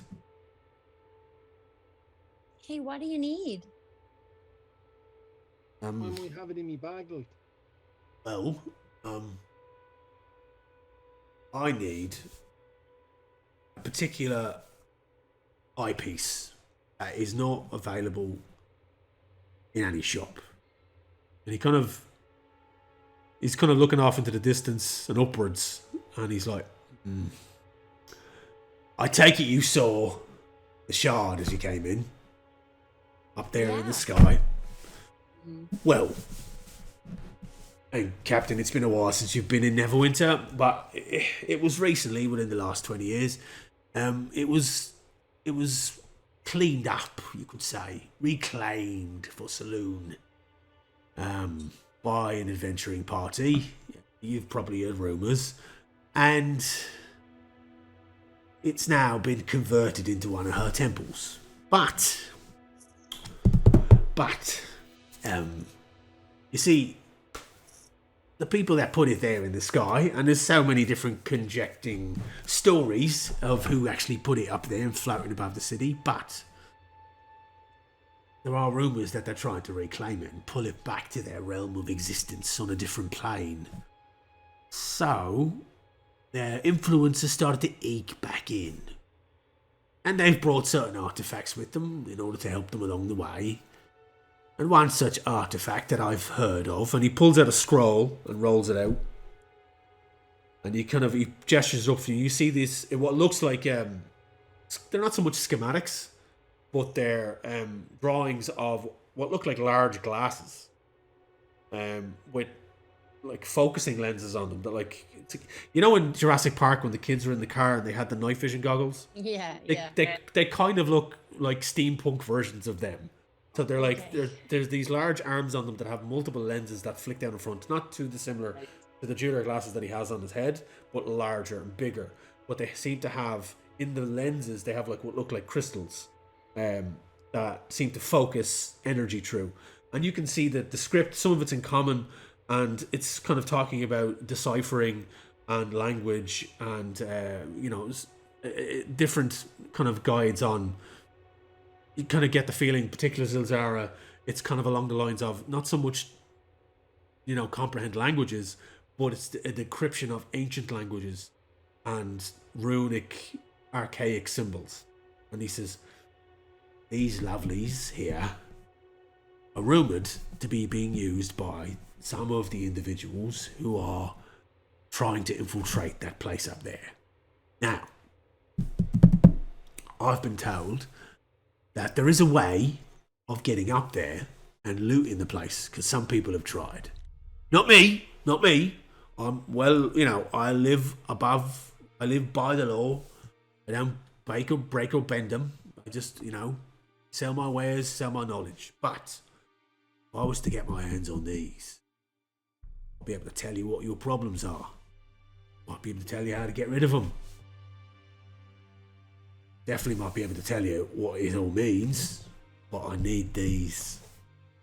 Now, I'm not about to leave my house nice and comfy, safe, to go up there to retrieve them. But you lot, you have a need for these right now, and it's in your best interest. So, what you say? How do you feel about a little jaunt up to the Shard of the Moon, as it's now called? Oh, sure. We like exploring. We're good at retrieving things we're sent to retrieve. Oh. Anything else you find up there, you can have. I don't care about anything else. I just want these. This is all I need right now. And like I said, I'm no thief. I'm not going to start pillaging and robbing, particularly from no temple. So, I can get you up there. Yeah, that was my next question. I can get you up there, no problem. I've got my means and my ways, and I've procured certain information about the temple. There are teleportation circles in there that you can use, and I can jury rig something to make it land in. But yeah, I'm all for it if you are. I look at the team. Lopan's got a worried look and he's kind of thinking. Don't know, so you're saying it's a temple up there and the stuff like it's theirs, is it? Oh, there's a particular section that I've come to understand, which was unaffected by the cleansing in some way. Part of the darkness, the shadow, that held the shard of night in place before it was cleansed by these gems of Saloon. It is still there, and these individuals are trying to spread it around. Like, it's like, think about this, right? Say you've got an infection, like you got a stab in the leg, right? And somebody stabs you in the leg and it gets infected. And you clean it out, you clean it out, you clean it out. You get everything, well, most of it, and there's a little bit left. That infection stays there, burrows itself into your leg, grows, and without, you even knowing, after a while, it's infected again, and you have to chop the leg off. Nothing you can do. Well, that's what this is like. Now, Right, so what you're saying is we're gonna like that by going up there and taking the taking that thing from them, like we're cleaning the wound, like. Right. Oh no, then I'm in. Like, oh geez, I thought you wanted us to go up and rob people. Like, I'm trying to turn over a bleeding new leaf. Well, no, if we're helping, I'm in. Yeah, no problem. Yeah, it's definitely about cleaning wounds. Yeah, definitely. Yeah, done that a few times, So, are we ready? I mean, you can prepare yourselves. Anything you need, I can provide, but as best I can. But I've got on the next floor. I've got the means to send you up there, and when the time is right, you can. And he kind of reaches into a drawer, and he pulls out a little stone. It's right here. You just tap that little symbol right there and speak into it, and I'll know I can bring you back. I can activate my end, and you can transport that. Wayne, I want to looking at this place and seeing all the vials and what's not of the stuff, I want to take Von Breck aside and it's like, kind of whisper in his ear, since he's the same size as me, is like, you might be able to, like, help us. Like, my weapon of choice is this bad boy here, and I show my light crossbow. I have heard that certain places you can require something that you can coat the bolts with that would kind of hurt stronger individuals. Would you know of anyone I could talk to about that? You mean some form of poison? Yeah, I could probably, and he kind of looks around and he kind of is thinking to himself, and he wanders over to a kind of what looks like it's a blanket on top of something. And he moves the blanket out of the way, and you see a small chest. And he opens up the chest and kind of rummages in this vials and different tubes and bottles inside it. And you hear the clinking of the clinks around of the bottles. He's like, right, okay, well, yeah. And he kind of shrugs and pulls out a bottle of a kind of a weird brownish liquid. He kind of shakes it a bit, and you see sediment kind of start to swirl around and then settle as it kind of forms into a kind of a very thick, heavy, kind of goopy thing inside the bottle. And he kind of like, yeah. And he kind of goes over to you and has like, yeah, you could probably coat your stuff in that, and it would definitely do some damage. Yeah. Nice. I'd be if this stuff is good, and I'll be interested in maybe some more. Look, I usually make it myself, but like we've been kind of, on the venturing, so we haven't had time to set up shop, so to speak. But this the first one's free, like. Well, you're going to be doing a job for me, so I said I could provide you with some stuff, I guess, and that'll do, I suppose. How about everyone else? Is everyone else ready to go? Or? Yeah, I'm ready. Yeah. Right, well, follow me. And he kind of just waddles out of the room and kind of gestures for you to follow him. And he kind of brings you across the landing and through a set of double doors at the far end, and creaks. The doors creak open, and you find yourself in, like, the dust kicks up from the floor, and that musty smell of just unlived in house and rising damp just kind of hitting your nostrils as you walk into this room. And he kind of leans over and starts lighting a few kind of candles around the area, and they start to slowly illuminate. And you see on the floor, in large, just basically strokes of chalk seemingly across this entire wooden floor, you see a huge semi-completed teleportation circle. he reaches over and you see a large box at the far end of it resting on a table. He kind of reaches up and pulls out a large chunk of chalk, like coughs as the chalk dust is kind of blown up in the air in front of him. And he kind of puts his hands on his hips and looks over and he's like, yeah, it's not bad. A few more adjustments in particular. And he kind of reaches in and pulls out a small notebook out of his back pocket. It's like flicking through some pages. Right. Shard, S. Here we are. Right. Okay. And he's holding the notebook up in one hand and he's just stroking with the other and like kind of making he rubs out a couple of markings and then tries them again. Right. Right, is everyone ready? This is the last one. It's gonna drum to life and you gotta whoop. Wayne, while he's doing that, can I coat some of my... How many bolts can I coat with this? Roll a d6. Roll a d6, awesome. Right, roll me. No word of a lie, I got a 6. 6. You can coat 6 arrows in poison. You have 1d4 poison damage added to your arrow damage. Thank you. I'll mark that down. Yeah. Yeah, he's like, right, is everyone ready? And with the last stroke of chalk, the portal thrums to life, and it's this blue arcane energy just kind of illuminates the room, and you're all kind of like, oh shite, as you kind of shield your eyes a bit, and the completely emptied room, bar this teleportation circle, the table of chalk at the end, just illuminates, and you all kind of find yourself rushing forward, as you feel this sucking sensation in your chest as you're pulled forward, your body is squeezed, and you disappear. That's where we're going to take our break. We'll be back shortly, folks, with the giveaway prize of the Candlekeep source book, thanks to Dublin City Comics. Don't forget to check out DublinCityComics.ie and Dakota Irish. The code for Dakota Irish is down there. That's the discount code for their website. Check them out at dakotairish.com. We'll be back in a couple of minutes and we will do the giveaway. So stay tuned.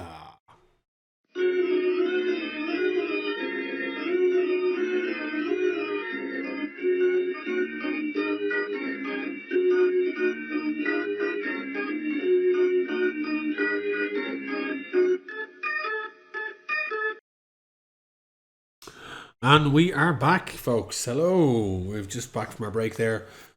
So we're going to jump straight into it. Our giveaway for Candlekeep Mysteries, thanks to Dublin City Comics. Check them out at dublincitycomics.ie. This is a really, really good book. It's full of great little adventures that you could run with your group. The question we had asked, and what was the situation that Taram in the previous episode found himself in? What was happening to him? And the answer, of course, was he was turning into a mayor. So if I could get Jill, roll a d10 for me, please. Ah, dang it. D10 for both.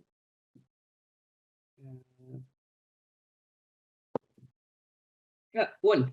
1. Numero uno. The winner is Sean Dunn. Sean Dunn. Well done, Sean Dunn. Congratulations. This copy of Candlekeep Mysteries is winging its way to you. We'll reach out to you through social media. And thank you for checking us out. This month's giveaway is a cracker. Thanks to Dublin City Comics, we have a copy of the collector's edition of Rat Queen's book 1 and 2, collected into a lovely volume, nice shiny cover. It is a fantastic book. A fantastic book. A brilliant, like, kind of D&D adjacent book. So the question, good series. Yeah, really, really good series. Highly recommend it. So the question to win this book is, thanks to Dublin City Comics, is what was the name of the wizard that the group have just met that is teleporting to the Shard of Night? What is the name of the wizard that the group have just met that is teleporting them all to the Shard of Night? Answers below in the comment section, and share the video on social media tagging Irish Pubcast. You have to share the video and tag Irish Pubcast to be a chance to win it. If not, if you just answer below, you're not going to be with a chance to win it. You have to share it. Also, folks, we are, last I checked, we are 1 subscription away from 200 subscribers on the YouTubes. So it would be fantastic if we were able to breach through that threshold with this episode. So share the video out there. Tell your friends about it. We do this for a lot. We enjoy doing this. It's a lot of fun. and we hope you guys have a lot of fun joining in on the adventure. But in order to win this, answer the question, comment below, share the video on social media, and tag Irish Pubcast. Thank you to Dublin City Comics for that. These are all legends. Check them out at dublincitycomics.ie. They've got so many cool things up there. You can action figures, comic books, the works, graphic novels, Gundam, model kits, just everything. Phenomenal group of people. Definitely support them. Great Irish business. Also, don't forget to check out our other sponsor, Dakota Irish, at dakotairish.com, and you can use the discount code below, just down there. And the discount code for this month is Shenanigans, or for these next 2 weeks is Shenanigans. It's going from midnight on the 20th of May to the 3rd of June. So do check them out at dakotairish.com and use the discount code to get some money off. They're fantastic products. They've got so many. So without further ado, we're back into it. The group have literally just stepped into a teleportation circle that was created by their new wizard friend, and they find themselves, the air getting sucked from their lungs as they and land. And as your eyes adjust, you take in your surroundings, this kind of taste of tin in the back of your throat as you look around and see that you're in some long room, books on the floor, long room with high ceilings. Long room with high ceilings, arched, the remnants of a teleportation circle losing its glow below your feet. There's, as you kind of look around, you can't see or hear anything else except for the thrumming from the teleportation circle just dying off, like silence. It's like it's deafening silence. It's just Wow. It's good, so quiet here. It's unreal. And there's no light. So, Gray, you're finding it hard as the light dies down from the teleportation circle. You kind of. I have dark vision. You have dark vision. I Which do. one of you doesn't have dark vision? Lopan, is it you? Yeah. Okay. I'm blind. Yeah. Yeah. So Lopan, you're having a hard time making out things. As is Ming-Na. She is a human. She has got no dark vision, and she's kind of like, oh no. Can anyone see a light source of any kind anywhere? I have me hooded torch if it's alright to light. It's. Lamp, should I say? You can all give me a perception check if you want. Lopan, roll yours with disadvantage. Alright. Can I not hear as opposed to see? Would that be possible, or? Dirty 20. Okay. I mean, are you listening? Are you going to actively listen rather than look? Yeah, considering I'm blind as a bat. Sure. That's all right. Yeah. You can roll. Give me a regular roll then with just your ears. 23. Wayne, I was going to use the cantrip light to light his torch, but Well, light is just, you can just produce light, so it'll just be overall light. 18. I do have to 18. touch something though. Oh, you just imbue something with light, is that it?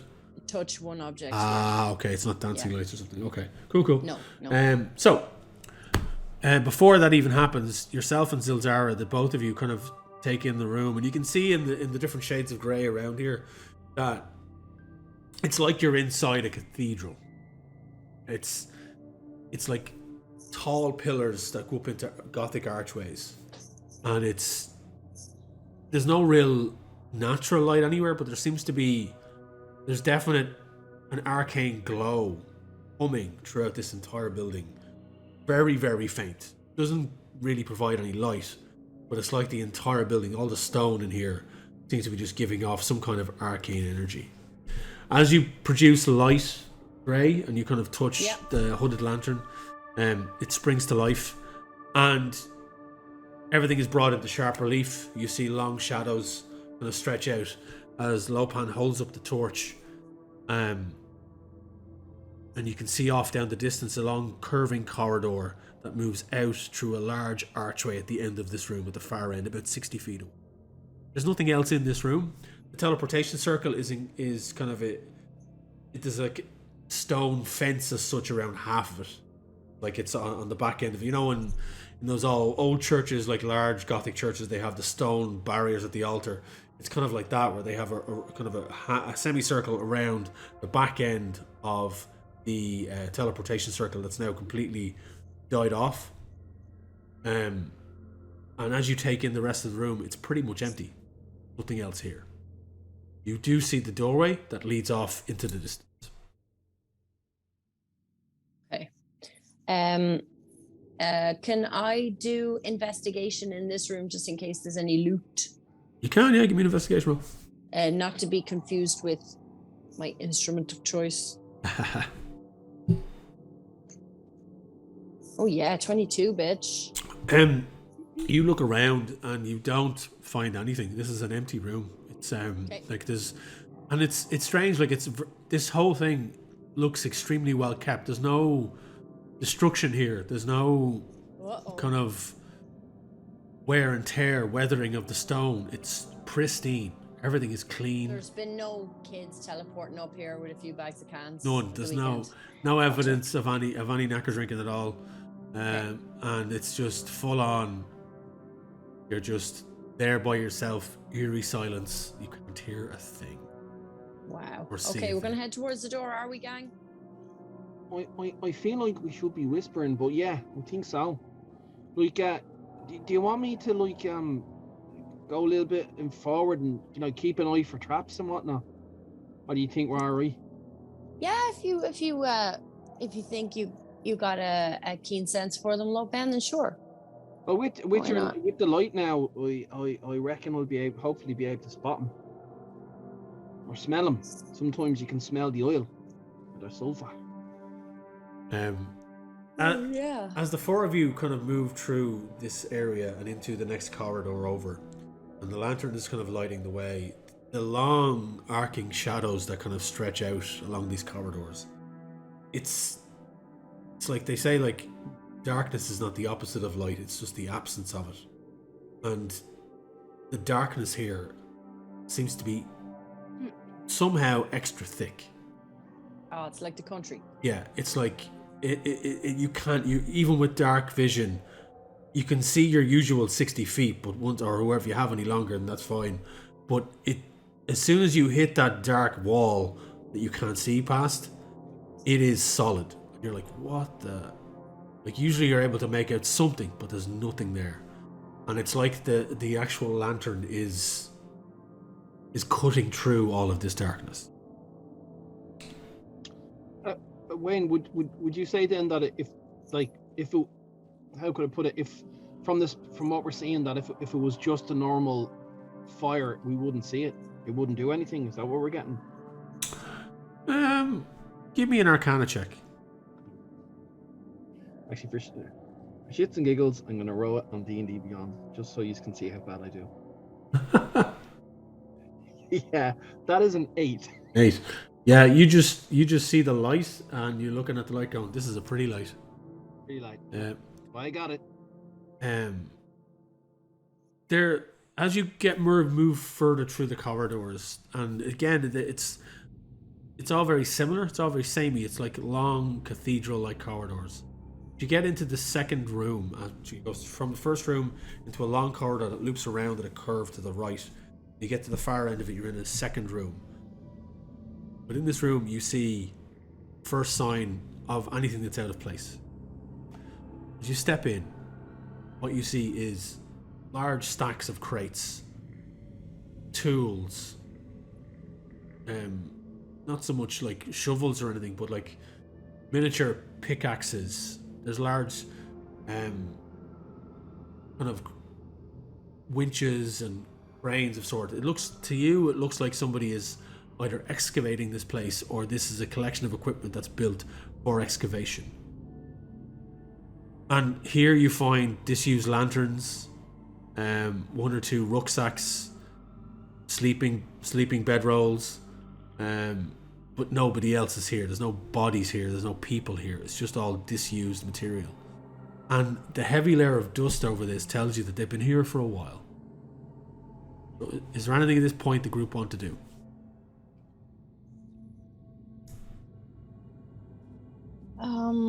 Well, how's Ming-Na doing? What does she think? she's like following along. She's there. She's cautious. She's staying close to the light. She isn't really offering any kind of insight on that. She's like, this is all new to me. I mean, I've heard stories of this place. Rumors that creatures of shadow and darkness used it as a weapon or used it to infiltrate the city in some way, or planned to at least, but nothing like this. This means, as our friend said, the wizard friend says, it was cleansed, but this looks different to me. This darkness is not normal. Can I roll investigation in here? Yeah, if you want to. I wanted to. I just say, would you reckon the glasses might be in one of these boxes? They could very well be. I mean, there was Von Breck 15.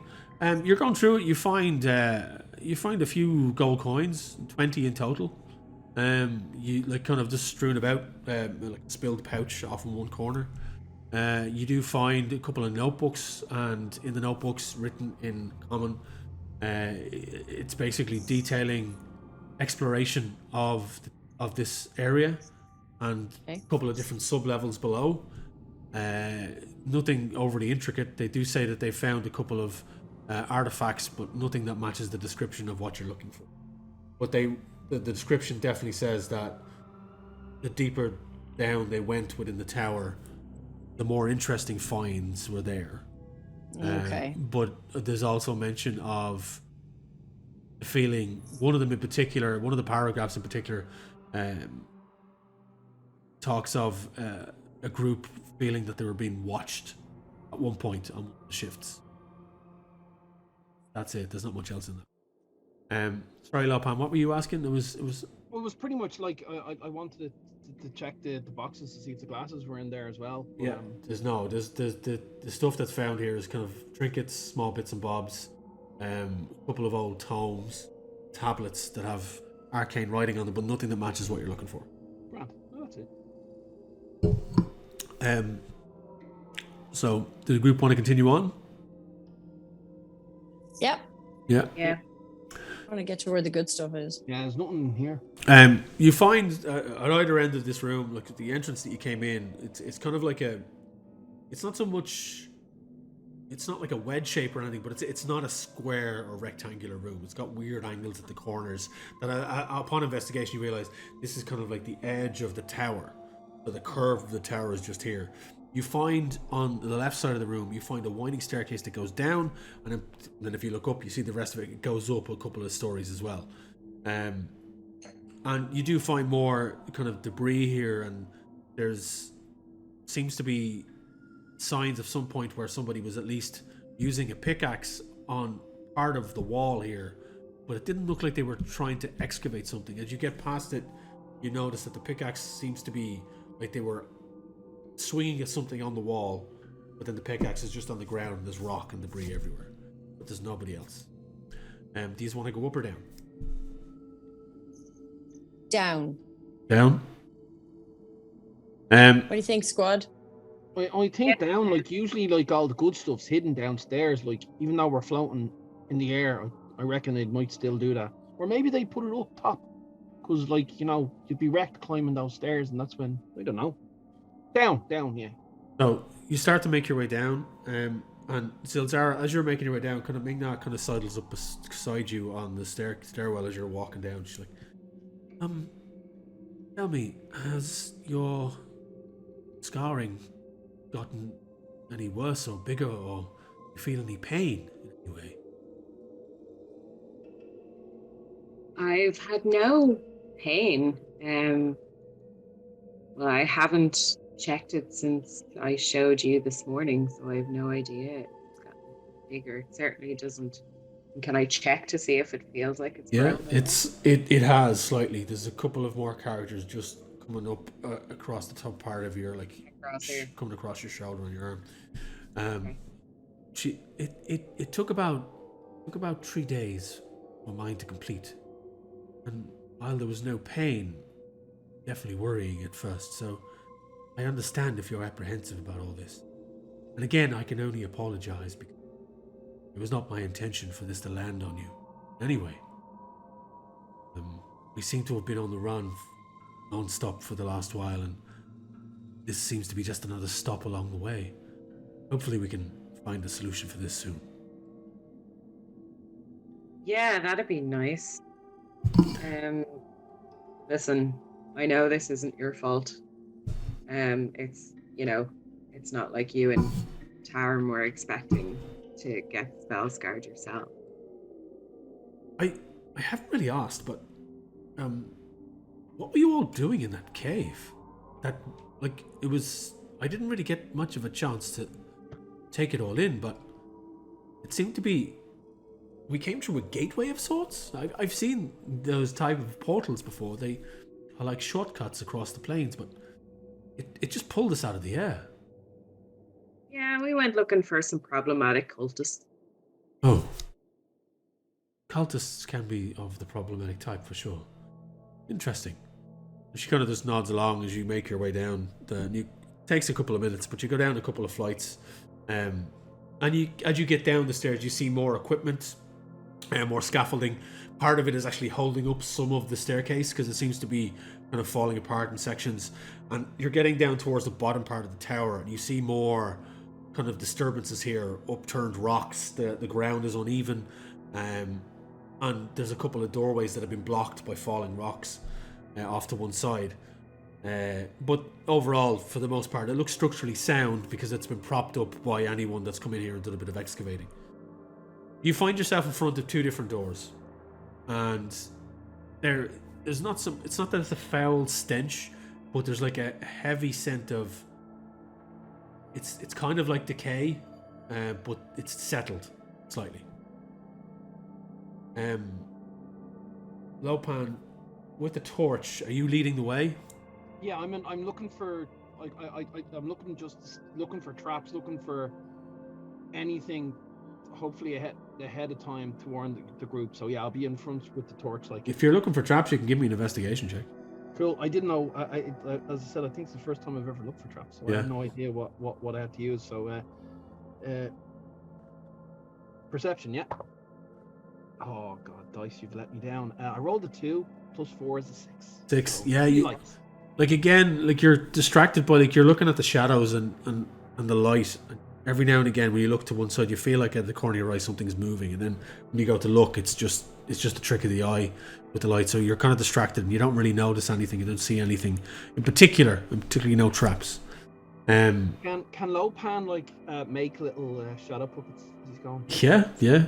That's distracting him because he's like, and then he'll remember when, as I said, and focus. But then every now and then, because that's a bad roll, that's what he's doing. It's just. You find it you all watch as Lopan is just kind of just messing with his paws in front of the thing, and you can just see these twitching shadows are kind of just creeping up along the walls, and they're every now and again you look up and you're not expecting it, but it's there, and you're like, oh, what the fuck? Because it's, again, the silence in here seems to be just slowly but surely converging on you as you move down deeper into this tower. And these two doorways now sit in front of you. And there's, again, packs and equipment and a couple of boxes here and there. And off to one side of the far left door, you see an opened box, and it's the usual packing straw is kind of billowing out from the top of it. And there's some stone slabs that have been placed in it. And then a glint, as the light swings round, there's a glint of metal that you see. And you see a collection of weapons, blades, shields, and have all laid out up against the wall. They look ancient. They look dulled. Some of them look rusted, but they look like they were being put aside to be categorized and moved into storage. Oh. Are they any of them really pretty? There's some ornate stuff in there, but nothing majorly impressive. There's some nice curved blades that have some nice work on the hilt, and into the kind of the overall handle and scabbard, but it's more function over fashion, They definitely look like and some of them look like they've seen combat, because there's chunks taken out of them, and the blades are dulled and damaged in some way. There's some blades that are completely broken in half, and one half is lying on one side, the other half lying next to it. So that they've all been used at some point. And give me, whoever wants to look at the blades and the weaponry, give me a history check. I'd be interested in seeing if there's anything decent for. Me too. Okay, that's a 16 for me. I'm rolling like a mofo tonight. The lights are too pretty. And now you've jinxed yourself. Yeah. Oh, absolutely. And I managed to not say anything about it for such a long time that I feel like I deserve to jinx myself now. So you kind of take one of the blades up, and in kind of with your dark vision and also partially with the light glinting off it, you kind of look at the intricacies and you recognize some of the symbols from stories that you've heard. And Captain Ming-Na said something about that the supposed inhabitants or people who were responsible for putting the Shard of Night here in the sky above Neverwinter were called the Shadowvar, which are a race of... It's kind of an amalgamation of different races, but they're a grouping of individuals that work partially within the Shadow Realm, and have over time they have emerged briefly and retreated back to whatever dwellings they're from. But this looks like weaponry belonging to those particular groups. But it looks like it's been here for a very, very long time. So. Right. I pocketed. Okay. You can add. It'll be considered a rapier. So we can add that to your... Okay.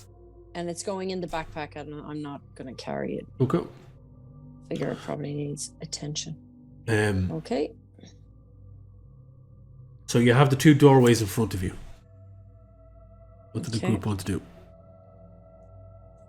Captain Ming-Na is down, kind of inspecting the weaponry as well, and she's kind of... There's a couple of daggers, she's picking them up and weighting them and stuff and holding the shields and kind of shaking her head, sticking with what she has.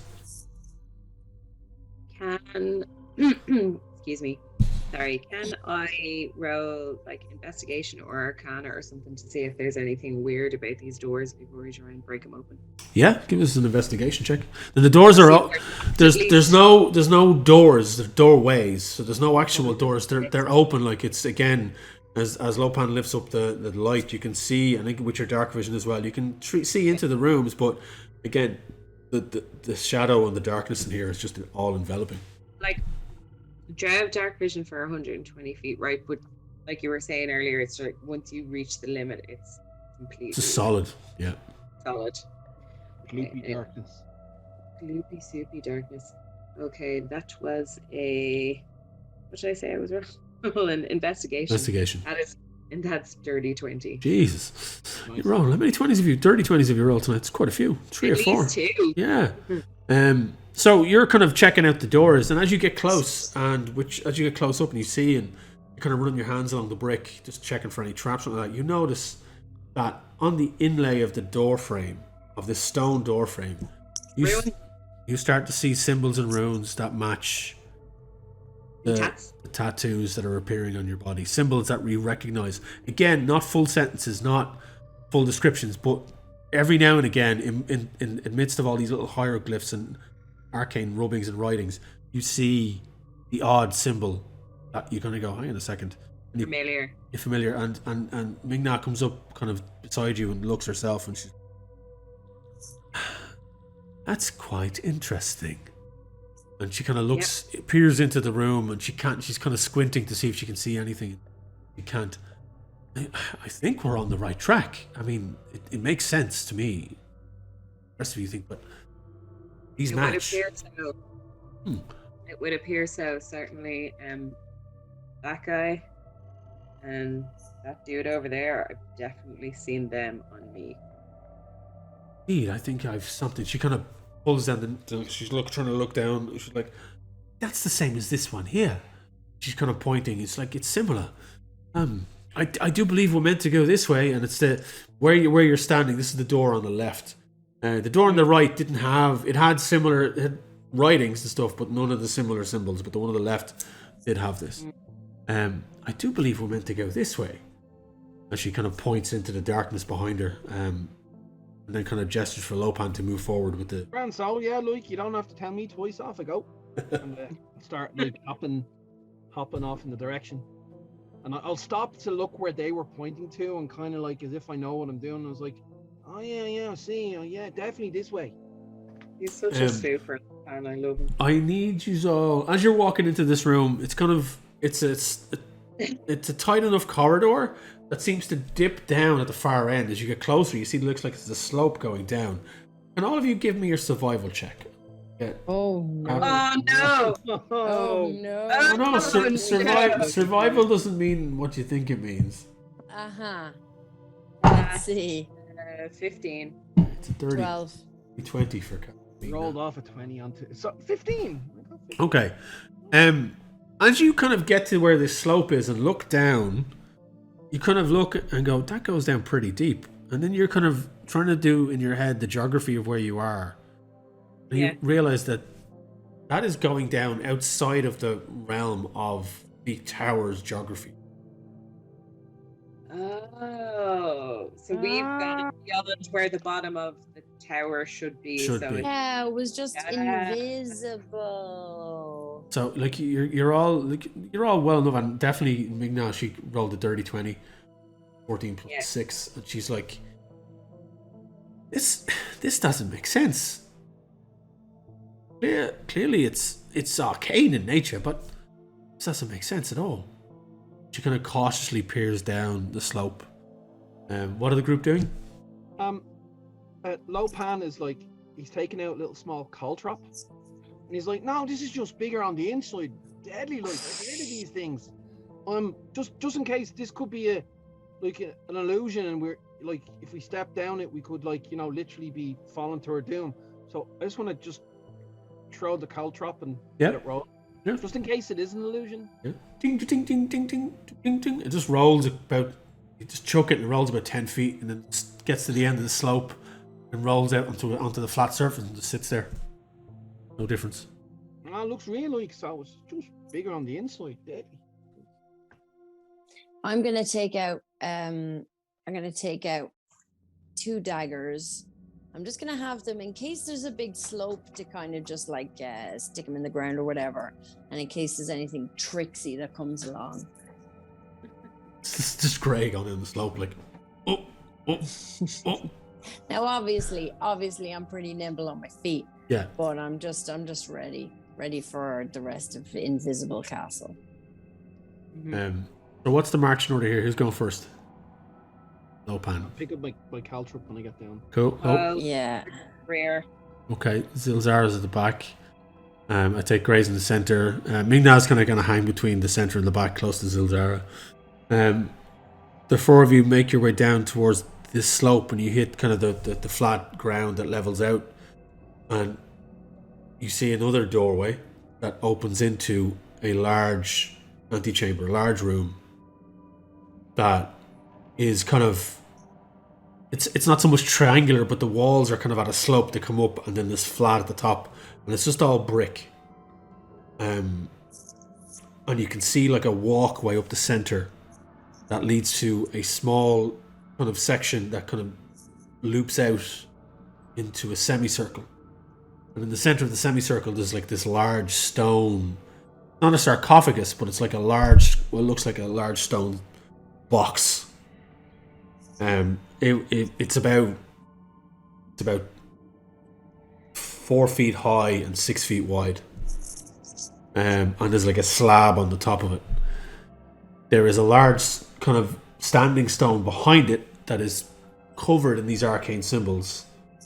And you can take, as you're walking up towards it, you take all of this in. There are holes on the walls that look like they should have sconces in them, but there's nothing in them. The sconces seem to have all been removed.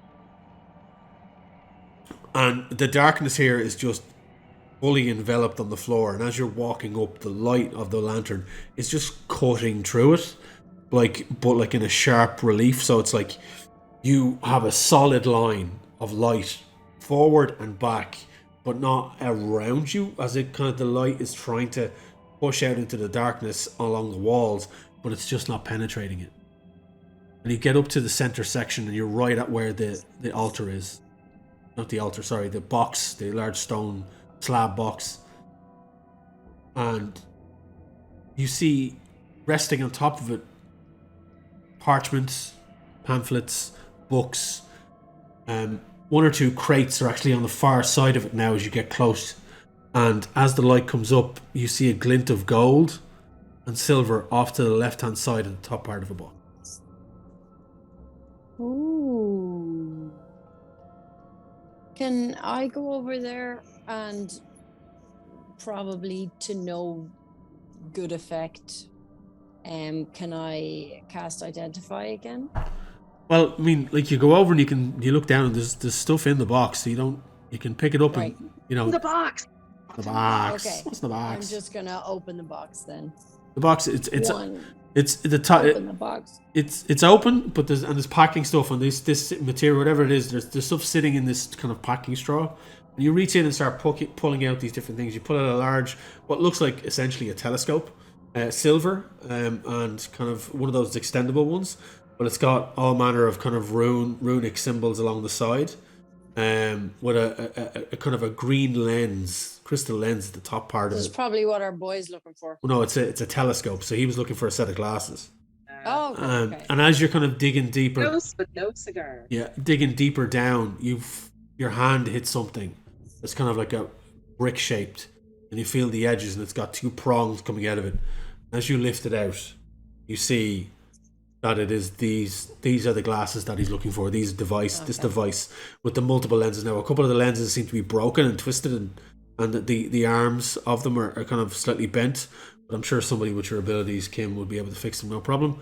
See, I was just about to say, in my defense, I don't know much about glasses. That's what I was going to say. So this contraption is now, it very much looks like the design that was on the schematic that you were shown. And as you pick it out and kind of gesture it up towards the rest of the group, roll me a perception check, please. Okay. Will do, boss. Jesus. The curse has begun. 8. 8. Oh no. You look up at the group, and Lopan is standing there with the torch, kind of swinging it around. You see that, like, the darkness is there, and the light is pulsing out from it, and you can see in your vicinity the local area, and as much as your dark vision gets you. But just in the peripheral, off in the distance towards the entryway, you just see part of the shadow in the darkness break off, detach itself from the rest of the darkness on the wall. No, thank you. That's a no. That's a no for me. Can I say no to that, please? The rest of you, as you're all standing there, what are you doing? The telescope. The ads. Well, we didn't notice, so I'm like I walk over to the is Gray interested in the telescope? In the telescope, no. I've got the glasses and I'm getting ready to put them away. But I've just seen a shadow, like a cartoon, move away from the rest of the shadow when I realize. I take the telescope and was like, I was thinking of one of these on top of a bigger one of these would give me better and I'm like, what are you saying? Hey, so Lopan, you can have that if you want, but part of a shadow just broke away from the rest of the shadow and left and went somewhere else. Whereabouts? And I swing the lamp as if I'm up and everywhere. Where? But as has been going on, the light doesn't cast shadows in the right way. Is that right, Wayne? It doesn't penetrate the darkness past for you. Once you hit your 60 feet mark, that's it. You're like, I can't see anything. But as he does that, and Zilzara, you're kind of at the back. Roll me a perception check, please.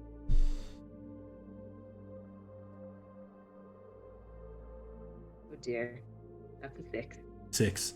The light kind of flashes in front of you. You've been trying to peer into the darkness, and as Lopan swings the light around, it's literally the headlights of a car catch you in your eyes. You're like, oh fuck, and you're trying to look, and you see those bright kind of blurs of light in front of your eyes, Yeah. like shaking it off, and then the captain kind of turns to you and is like, "You okay?" And then looks behind you. You just rolled a natural 20. I am not shitting you. Natural 20. She turns, and as she's talking to you, you see her look over your shoulder, and she just turns pale. Oh, great. And she kind of gestures. She's like, "I think you need to back up towards me. Step towards me ever so gently." I'm going to gently take her instruction and walk forward towards her. Just don't turn around. Gray and Lopan, from your vantage point, you see the two of them about 10 feet away from you, and you see them gingerly just stepping into the center of the room.